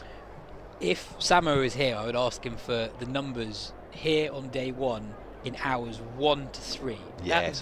That's the period where it feels like the ball does the most. I think we've seen it a few times already this season. We've had relatively quiet first hours in terms of wicket taking. It wasn't quiet today because of how quickly Essex scored. Yep. And then the game sort of burst into life, and whoever is bowling in between hours 1 and 3. We saw Worrall slightly quieter than usual today with the new ball, perhaps struggling a little bit on his return from injury with his lines and lengths. Came back well there in that second brilliant spell. in his second spell. Brilliant in his second spell. The ball moving perhaps a little bit more than it was first up. Tom Laws as well was really getting appreciable swing away from the right-hander. Sam Curran back inside as well. He's picked up a wicket today. That's beautifully put away by Critley, standing tall, authentic back foot drive in front of square to finish the over. 108 for 4. Yeah, 30 overs bowled. Not a lot wrong with that ball from Jordan Clark, and that's raced away maybe a little bit wider than he would have liked, but good shot from Critley, his first boundary. On how much the ball moves in the first hour compared to what it does afterwards, I wonder if that might prompt tactical changes in the type of bowlers you give the new ball to. I was discussing this with Ramps. What did he think? Well, we didn't reach a settled conclusion, but in a way it's starting to get to the point when you want Worrall to bowl with a ball that's going to do a bit more. I half wonder whether it's a sort of Nathan Smith, Jordan Clark opening the bowling type pitch and ball combination, then sort of Laws and Worrall to follow. I don't know. I mean, it seems counterintuitive, doesn't it? Laws is going to continue his spell, yet to concede a run before lunch. He bowled 3 overs, and that one zipped through nicely to Ben Folkes. But yeah, I mean, look, you could totally understand why Burns goes for Worrall to open the bowling, because he has done, and it's worked time and time and time again. But you do half wonder what would happen if he bowls when the ball's, I don't know, 8 overs old.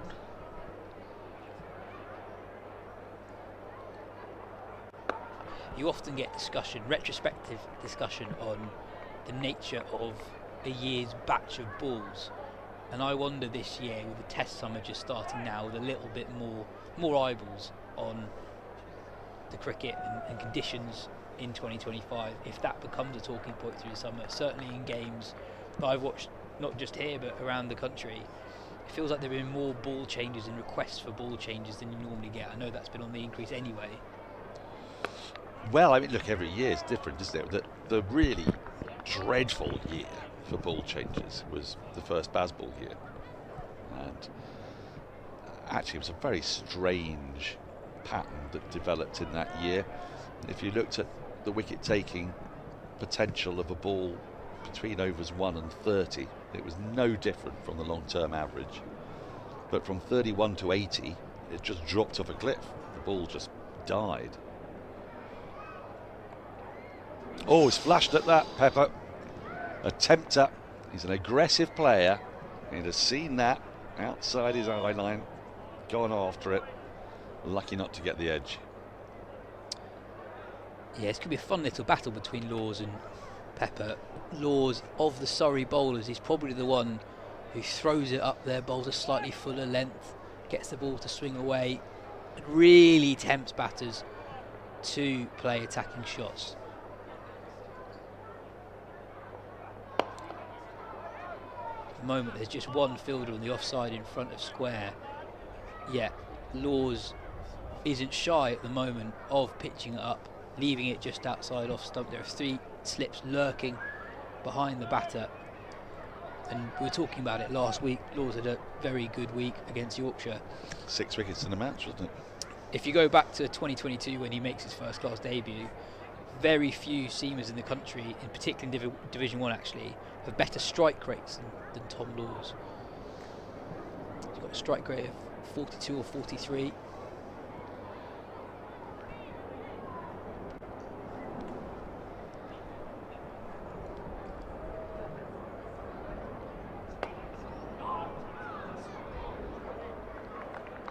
End of the over. Is that another maiden? 108 for 4. Laws has bowled 4 overs now. Doesn't consider a run. The other thing about conditions this year is I feel like the point about the first hour has felt more exaggerated this year in terms of the ball not perhaps doing as much. There was, I think it was 2 rounds ago in the Championship, an hour into the round, not a single wicket had fallen in Division 1. That's right, yeah. Yeah, so you think this is a sort of pan-nation ball issue? I think potentially exaggerated by just how dry April and May have been as well. Pitches have been a little bit more docile, I suppose. We've seen just how difficult it has been to take wickets on day 4, again nationwide. Yep. Yeah, we've had some thrilling draws, sides really clinging on. Notts nearly getting away with batting out the day against Durham until a sudden flurry of wickets at the back end, which incidentally has meant Surrey are only 3 points off top spot. There are different factors that go into the decisions team make at a toss, and I think here Surrey bowl first often because of how conditions on day 1 tend to be the best for bowling, and the best conditions for batting tend to be on day 2 or 3. Middlesex, on the other side of the river, there's a school of thought there that they're actually bowling first at home because they see day 4 to be the best day to bat. And we've seen some high chases at Lords this summer. Pitch is not really breaking apart either, so spinners haven't really come into play later in games as well. That's not an unusual scenario at Lords, is it? I mean, there's been often way at times pitches have got better, and it's hard for the old people like me who've been watching it for years to adapt to this. I remember working with Jonathan Agnew and him being absolutely adamant that pitches can only ever get worse, and that's how it used to be. That is exactly how it used to be. Nicely driven. Worrall should get round to it. He does. Keeps him to 1. It's a very short boundary out there, very tempting boundary as well. But yeah, we all of us have to adjust our understanding of the game. I mean, just every single part of your body this morning, as the sun was shining, was screaming, well, this is a bat first day, isn't it? And this has happened all summer. I had this exact conversation with Phil where we were talking about how Surrey obviously going to bowl first because they always bowl first. Yes, but it didn't but it didn't feel exactly, like it. Exactly. We then looked at each other, then looked at the sky and thought, hang on. At any other cricket ground in the country, you'd bat first and not even give it a second think thought. about it. Well, and also the last 150 years have received punditry and opinion and cricketing sense. Now the other thing is, it's normally around this time, about 32 overs. If the ball hasn't done anything for a little while, when it gets shown to an umpire, isn't it? I've found so far this summer.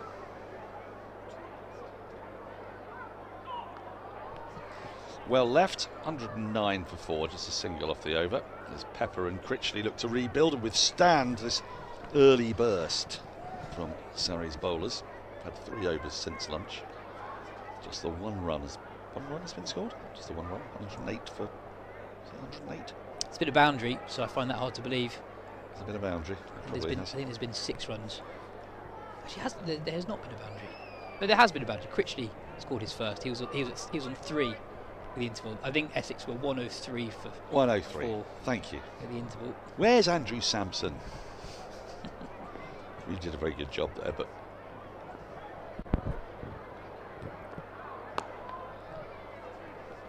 So Law's continuing. 25 scoreless balls, although in fairness there has been a leg bye off him. And in my very much contested theory that bowlers should have leg byes put on their analyses, I completely agree. For one. I completely agree. Very, very rarely does a bowler concede a leg bye off their bowling and it not really being their fault. That's right. It's usually a bad ball down the leg side, isn't it? It particularly piques my fury, actually, in franchise cricket, because you could quite easily miss that your wayward fast bowlers conceded 8 leg byes in the first over, but you know, he bowls well with a new ball, only goes for 6 runs and over. Well, not if he concedes 8 leg byes. That is the first run off the bat of Tom Laws.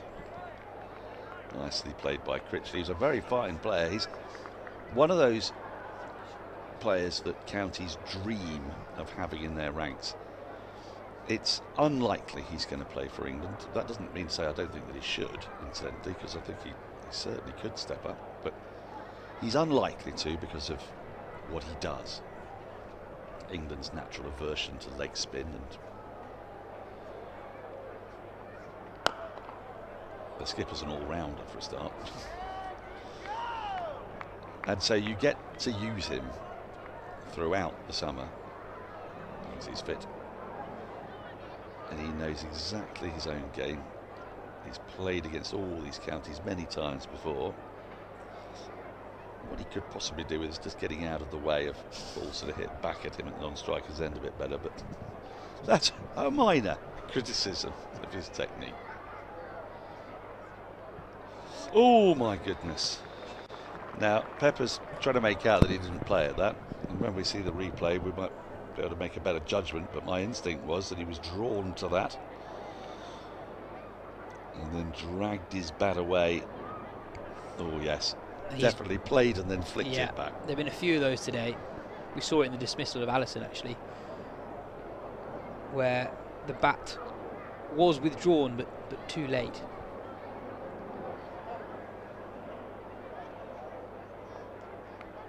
Edged and dropped by Jamie Overton at first hip. He's normally got fantastic hands, and it was exactly what Laws has been bowling for. It came at a decent height. Overton playing his first game of cricket for a while, may have been just surprised by the amount that swung off the bat, but that is absolutely where Jamie Overton would love to have received the ball. And Pepper survives by the skin of his teeth. Really hard luck for Tom Laws. That's been exactly the mode of dismissal he's been after, swinging the ball away from the right-handers. Oh, it's bounced just in front of Overton. He's having quite a moment here, quite a couple of minutes now. He's actually now said, no, take me out of split for some reason. Has he hurt his hand here? Or has he just decided? Oh, well. That is a second drop in consecutive balls, and he's furious and he doesn't want to be there. He's swapped places with Jason Roy. And Surrey could have, well, they wouldn't have had 2 in 2 because obviously the nature of the game would have changed, but they've created 2 chances in 2 balls. How important will that be? Obviously what Rory Burns will be saying to his bowlers is, well, we've just created 2 chances in 2 balls, we can create plenty more. Yas, thank you for stepping in. Alex Tudor's in the house. It's Surrey Legends Day today. We've had Mark Ramprakash, who was actually talking about an innings of 100 you scored, Alex, against Essex here. Yes. Do you remember it? I do. I thought you might. Yeah. It would be kind of weird if you didn't. It's not I had many. Well, so. Well, I don't know if you've seen that ball squirts away for 4 for Michael Pepper. But as you've just, because you might not have seen this. No, I saw bucket hands Jamie Overton. Well, which one? Because he's dropped 2 and 2. Last ball of Lawsey. Yep. And then first ball off Dan. You got it. And you're up to date. And it's just, yeah, you don't expect that with him because when you watch the one-day format, he fields out in the areas where the ball's going to go, and he has got absolute buckets for hands. But it happens to the best. Oh, play and a miss. Surrey are all over these 2 at the moment, but they've crucially survived. Both have had a life. There's movement out there. Tom Laws has been getting the ball to move all day. Well, all day. He's only bowled 5 overs, but in the 5 overs he's bowled, he's consistently got appreciable movement. And it's this thing, Alex, after lunch.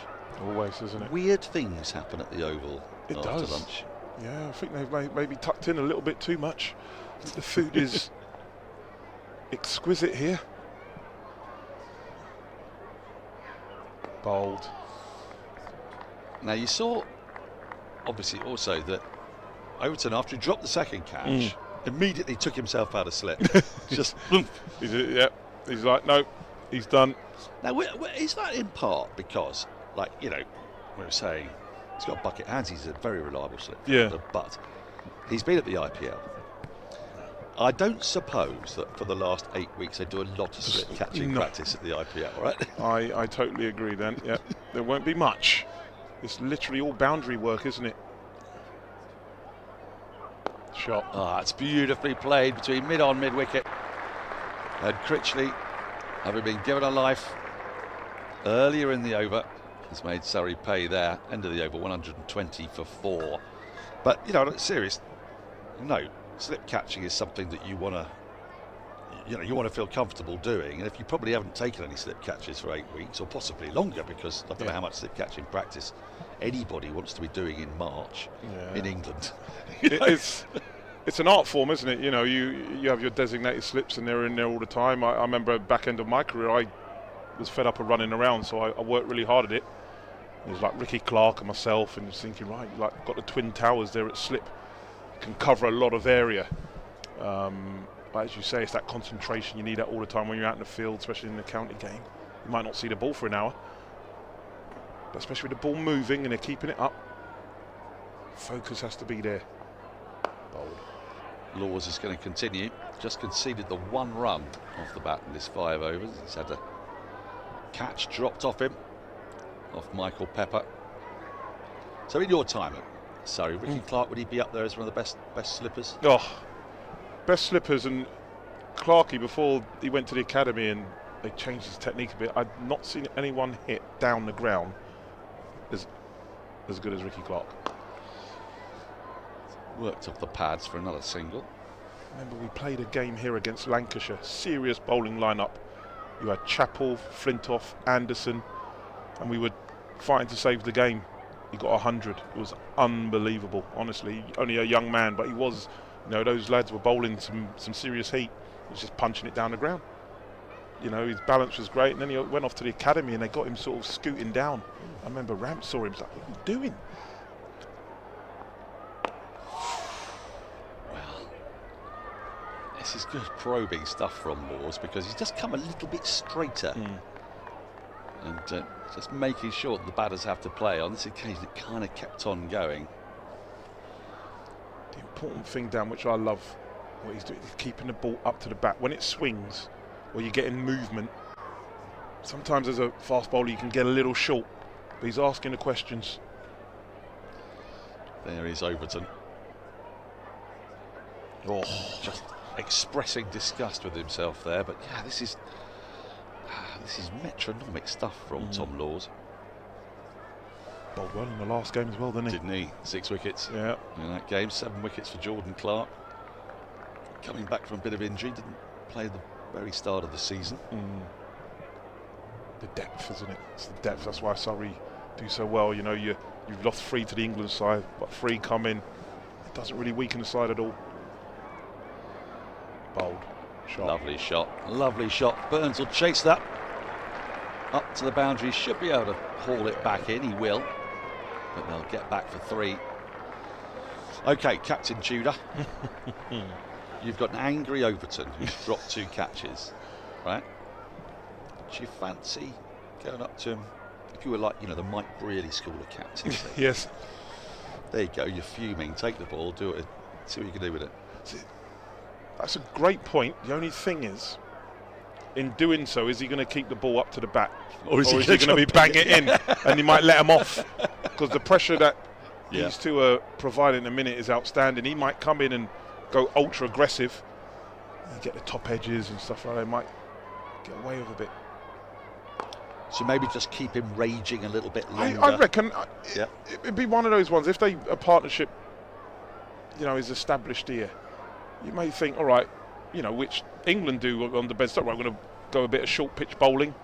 I don't think you need to do that while the ball is, doing a lot.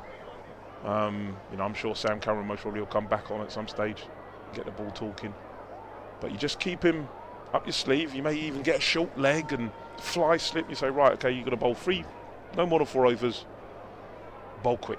That's what Adam and Mark Butcher, when they used to take over when Adam was away with England and stuff, that's what he used to do to me, and I loved it. Clark's going to continue from the pavilion end. He's been Surrey's standout bowler this summer. He's so strong, so powerful. I mean, when you think about the bowling resources Surrey have got, and yet Jordan Clark is never rested. Keeps going, and he's so important low down the order as well, because when the rare times that the top order don't get any, he comes in, he just churns it out. I mean, it's a great attribute, great for a side to have when you have an all-rounder as Jordan Clark. Is fantastic to have in your team. He's gone after that, as Pepper.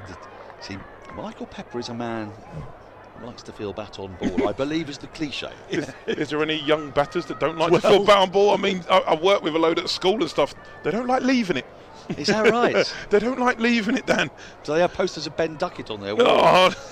A man who's hit now 2 Test centuries in which he didn't leave a single ball. I mean, it's. Did you think you'd live to see the day? I did not. No, not in Test cricket.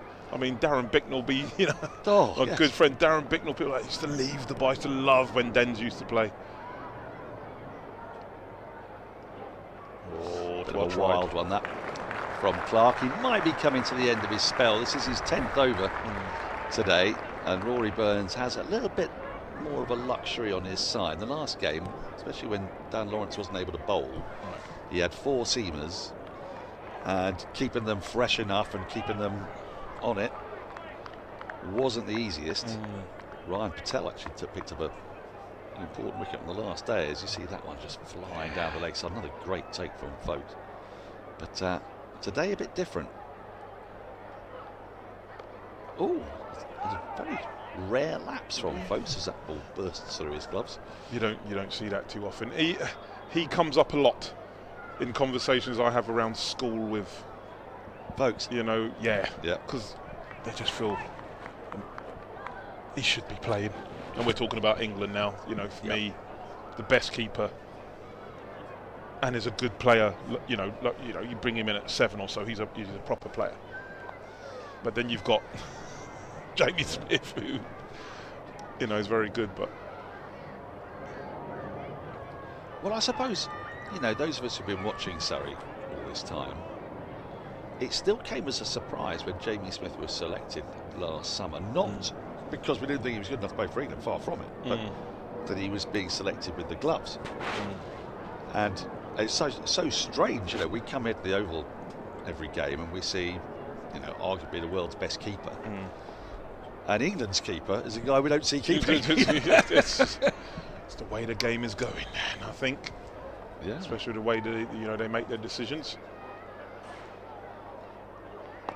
But it's just got a bit shorter in this over as Jordan Clark, and I wonder if that might be him having a spell here. 36 overs gone. Essex haven't lost a wicket since lunch, but they've had a couple of alarms. Jamie Overton dropping a couple in 2 balls, 125 for 4. I mean, the great man, Alex Stewart, you know, there were some very good keepers around. Russell, well, Jack, I mean, Chris Reed. the best glove, I mean, Chris Reed, James Foster. And because Alex was that all-round player, you know, for me, if he would have stayed open in the batting, he would have averaged well in excess of 40 for me.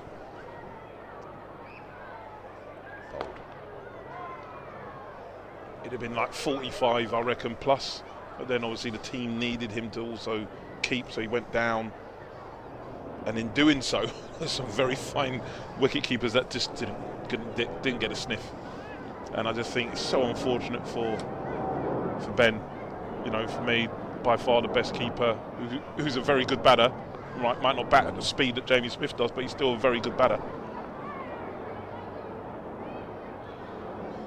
Well, this season, Surrey have had quite a few batters in decent form. Dom Sibley, but you'd say the pick of the bunch has been Ben Folkes. He's not let Surrey down on any occasion. He's also got them out of a couple of scrapes in those away games where they found themselves on horribly placid wickets. Having to bat for a draw, which is never easy in the last day.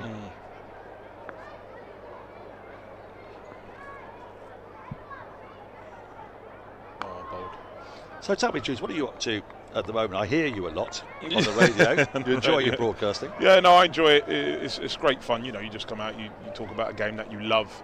You try and impart a bit of knowledge that I've learned from the great players that I've played with and against, and just try and impart that into the listeners, give them a little bit of insight. I work at Kimbolton School, absolutely love that, been there for 9 years or so, trying to, the next generation.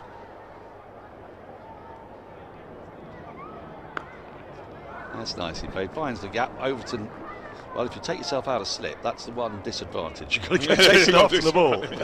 But that's what he's most probably used to, isn't he? That's where, you know, in people that know and watch franchise cricket and stuff, he's out there patrolling the boundaries. He's got a fantastic throwing arm. So you mentioned there, you see kids these days not so much leaving the ball. Are you seeing? Because obviously we've always got this existential terror that people, especially young people, aren't engaged enough in cricket. He's right across his crease there, Pepper. He's got to be slightly careful because if that hits the pads, there will be an almighty appeal.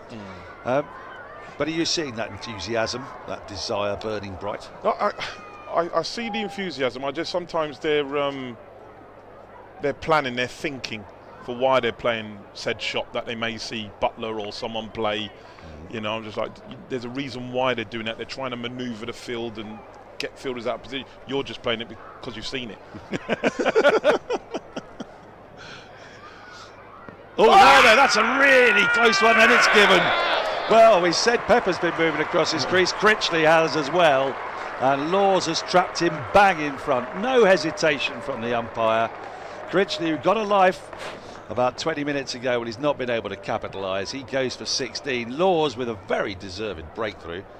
Surrey have their first wicket after lunch. Essex 127 for 5. Yeah, as you said, then both batters actually are moving across their stump to try and nullify the swing.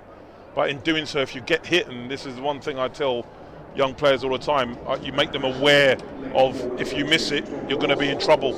It's great bowling, keeping the ball up to the bat again, especially when the ball is swinging. So his length's good.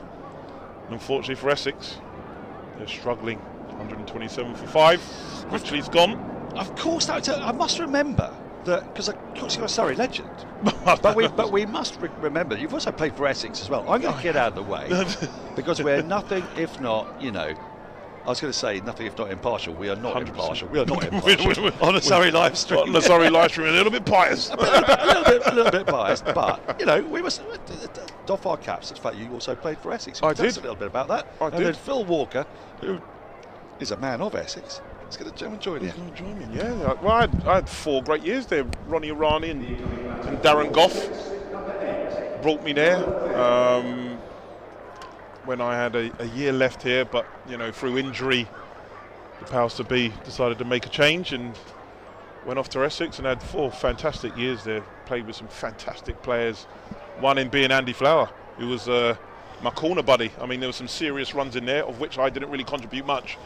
But he was a fine player. One of the best player that I played with against spin. It was ridiculous. Like, spinners did not know the way he used to manoeuvre the ball. I remember he played a one-day game against Gloucester at home, and I think it was a televised game. He got 130, I think, not out, and it was an exhibition of reverse sweep, slog sweep, and just taking the absolute biscuit. 127 for 5 in the Alex Tudor derby here in South London. Surrey doing it well, as they do week after week, month after month, year after year. 1 defeat in 5 years in red ball cricket here. Noah Thane, new bat. Essex's emergent all-rounder. He's had a decent year. Needs a few here.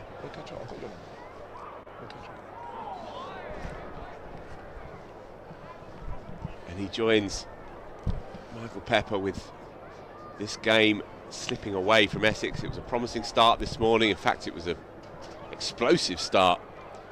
50 up inside the first half an hour. Everything that Dean Elgar went after flew off the middle.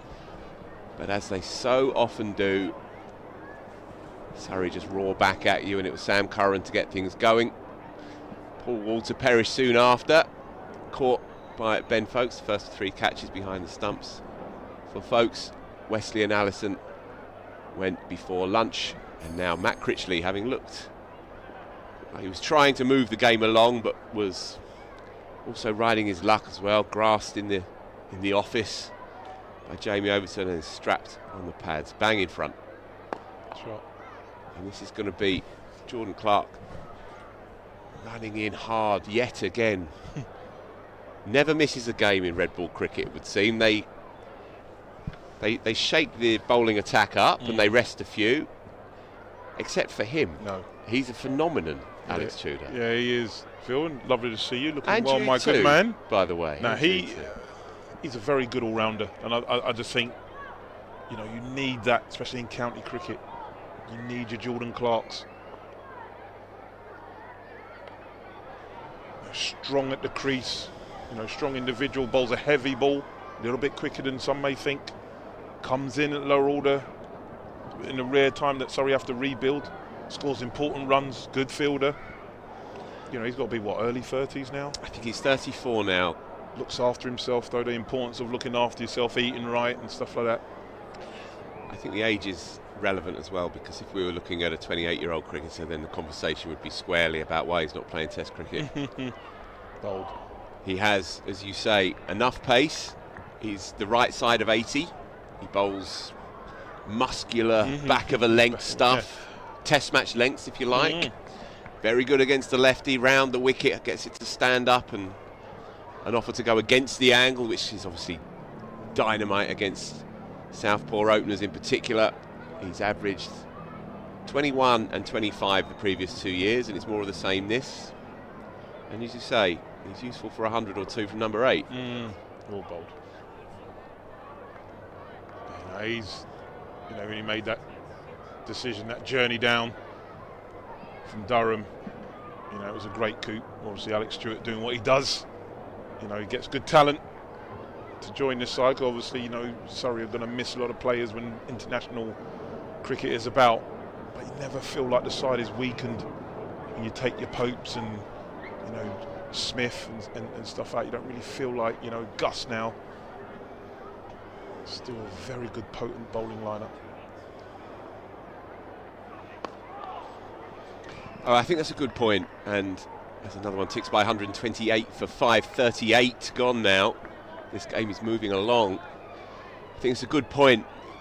Sure, Surrey have certain benefits, advantages, but they don't half recruit well across the Shires, and there are many very clever acquisitions of players that don't necessarily carry big reputations or big price tags, but are attracted to the show here, and their eye for a cricketer, well, it's been borne out year after year, really. Jordan Clark is perhaps the great coup of them all, but there are many, many others.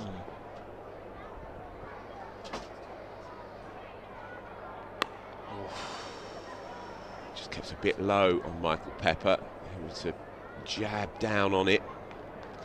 Brings Noah Thane on to strike against Tom Laws, who's been exceptional today, into his 8th. 4 maidens in there. Picked up that wicket as well, just to get things going after lunch. Palpably leg before Matt Critley. And again, homegrown, not a particularly big name as such, but comes in as one of the squad players here, played last week, impressed here, and he's been irresistible today. It's just good to see him, getting a run. I heard about him a good few years ago. He played, he'd get injured. It's like, as you said, take some use getting into sort of county cricket, the rigours, what it requires. Looking strong, you put a load of games together, you can show what he can do, especially in the last game. Just on that point as well, Tudes, he does look stronger this year. He's still a young lad, growing into his body and into his game, and developing that kind of stamina physiologically as well as psychologically for the grind, for the treadmill, is part of the battle of being a county seamer, and he looks good physically, and he's at you all the time. He bowls a challenging length, and when he's on, he's very useful indeed. There it is again, just that tempter outside off stump, but with shape. And the 3 men in the office are very much in business today, as we've seen throughout. A couple have gone down, catches for folks. Essex are tottering here.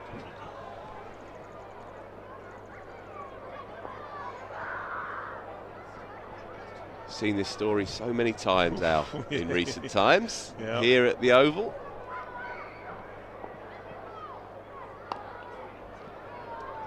Yeah, they're just a good outfit, aren't they? A really good, strong side, led well by Captain Rory Burns.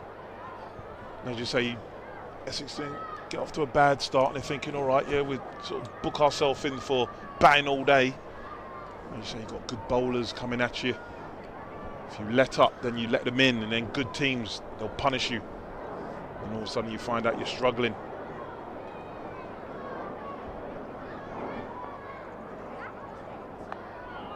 Inconveniences him as well, digging it into the body. Another one rolls along. 1-2-9 for 5.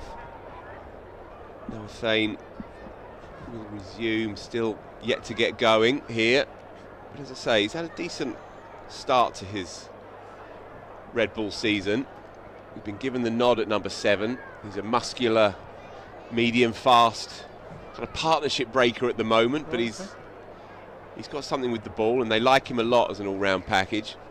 A couple of other good young bowling all-rounders coming through at Essex, but he's the one with the shirt at the moment. Jamal Richards waiting in the wings, Benkenstein as well.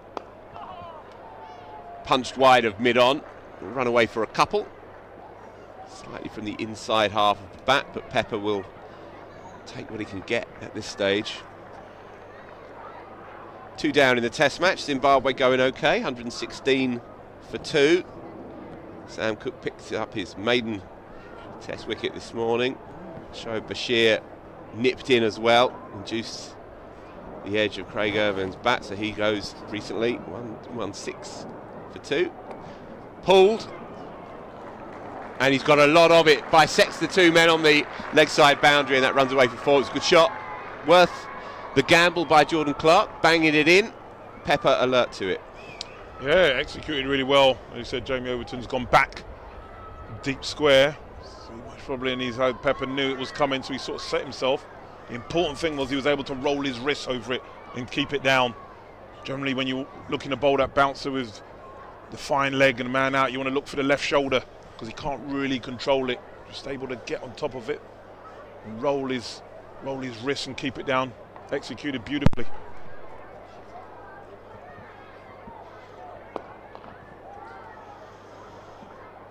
Slightly cranky with himself, Pepper, because he felt that was there to punch wide of mid-on, but picks up the man. It's a good approach, really. Can't play passive cricket here. You can't play rope-a-dope cricket against Surrey because eventually you get smacked in the mouth. Yeah, that's right. So you've got to come back, right? You have to keep looking to counter-punch, counter-attack. Got to keep that scoreboard alive.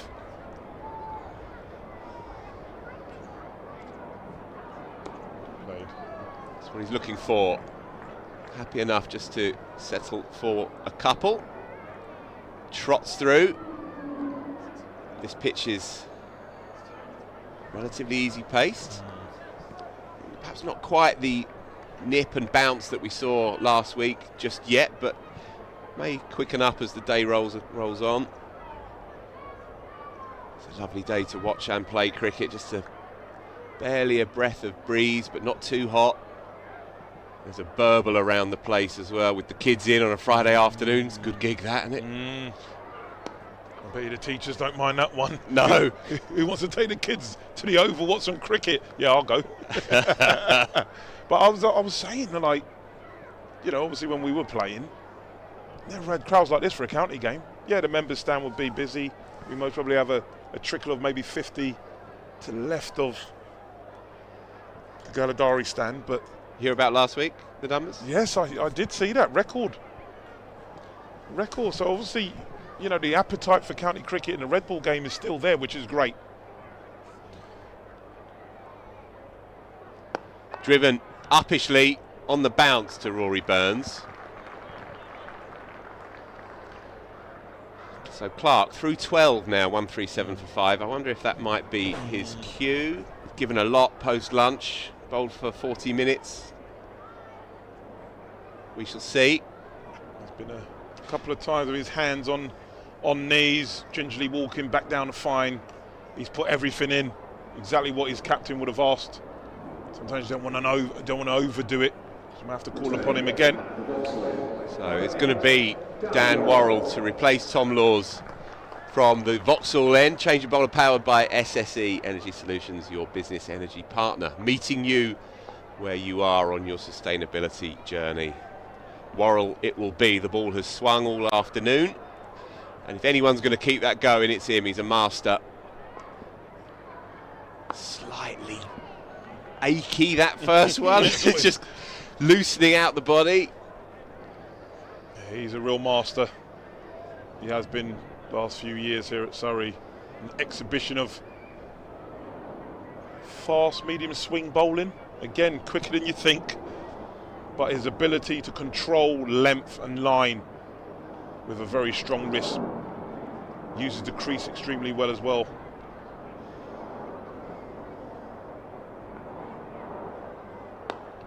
Leg side-ish and punched tidily. Won't go for 4. His mid-on is relatively deep. But Rothesay will take a couple to get his account up and running.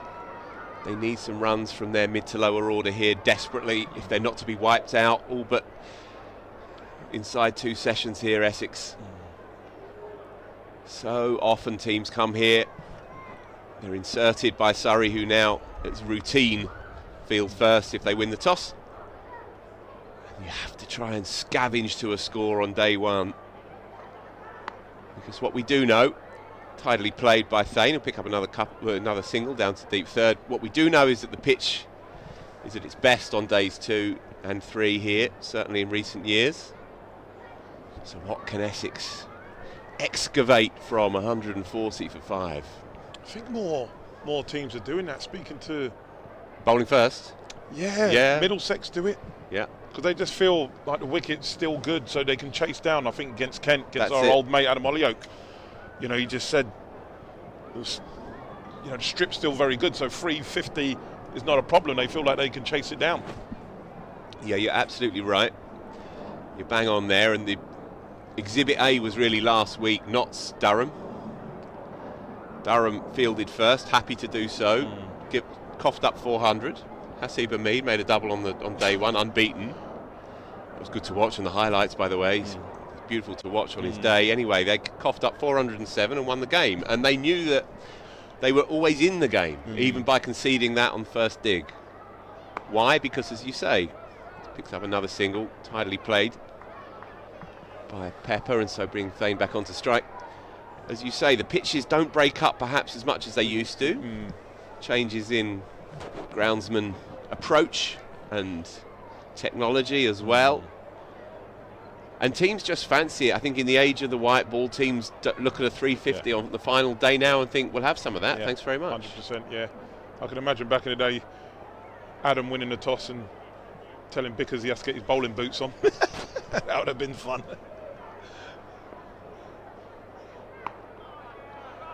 Just want to ask you on the Dan Worrall, where he stands in the list of Surrey bowlers from the time that you came into the side to the here and now. Unfortunately, we don't have the maestro Andrew Sampson, the great statistician, with us. He'll be with us from tomorrow morning, so he would have all the numbers in front of us. But I would say he is up there. Obviously, he's quicker than Bickers, but he would be up there with Bickers for me. As in the important with swing bowling, he's class. So he could stand shoulder to shoulder with Bickers. Oh yeah, 100%. It's a big call by Tudes. That's why we get him in. So that first one from Worrall for his second spell rolls past without any due alarms for Essex. 1-4, 1-for-5. So yeah, Martin Bicknell, the governor here. The governor. He was just the leader of our attack. He set the, it's always, that first over set the benchmark with how this, that first innings is going to be, and Dan Worrall does that. And for me, with the skill he possesses, as I said, he's quicker than what Bickers does, but he still has that control and the ability to move it backward and forward, and can surprise him with a bumper. I suppose Bickers didn't really have that. I don't think the batters were really worried about his bumper. It was just his unbelievable waving off just a length. He was like Glenn McGrath. That's how Bickers was. He was a nightmare for right-hand batters that just wanted to just fill bat and ball. You just get caught second slip. Alistair Brown second slip. Thanks very much.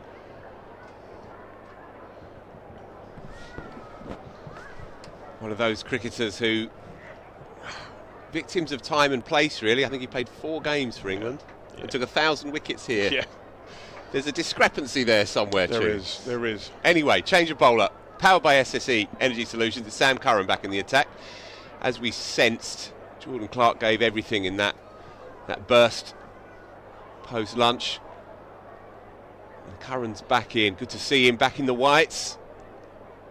And as well into the action immediately this morning, inducing the edge of Dean Elgar to get things rolling for Surrey. He carded to bat at 4 as well in this one.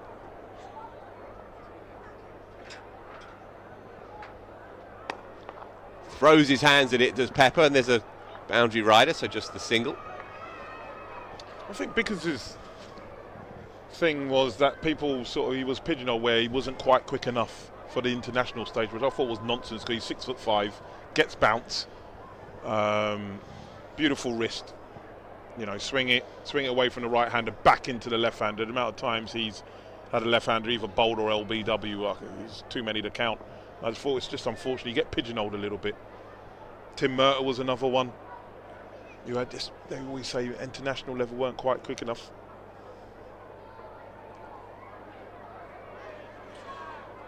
But very fine bowlers, and was able to make it talk. And sometimes it's not all about pace. I remember Mark Ward telling me very, very early on, God, I used to love watching him bat. So, whenever I used to meet the greats, I used to try and pick their brain. And he said, young Tudor, it's not all about pace. It's what you do with it. Can you move it? Because good players don't worry about pace, because you just stand there and just, as we see now on the world stage in one-day cricket, fast bowling gets dispatched. Yeah, Mark Waugh. Now, there was a player. So he was, of course, the legend at Essex, the overseas star from the late 80s through to the mid-90s, when Australia commitments allowed. And as a young Chelmsfordian kid, I used to go along after school, lie on the bench, in fact, the wall in the Tom Pearce stand and just peer through from mid-on and see Mark Waugh and Nasser and Gooch and all the rest of them do their thing. Talking of pace,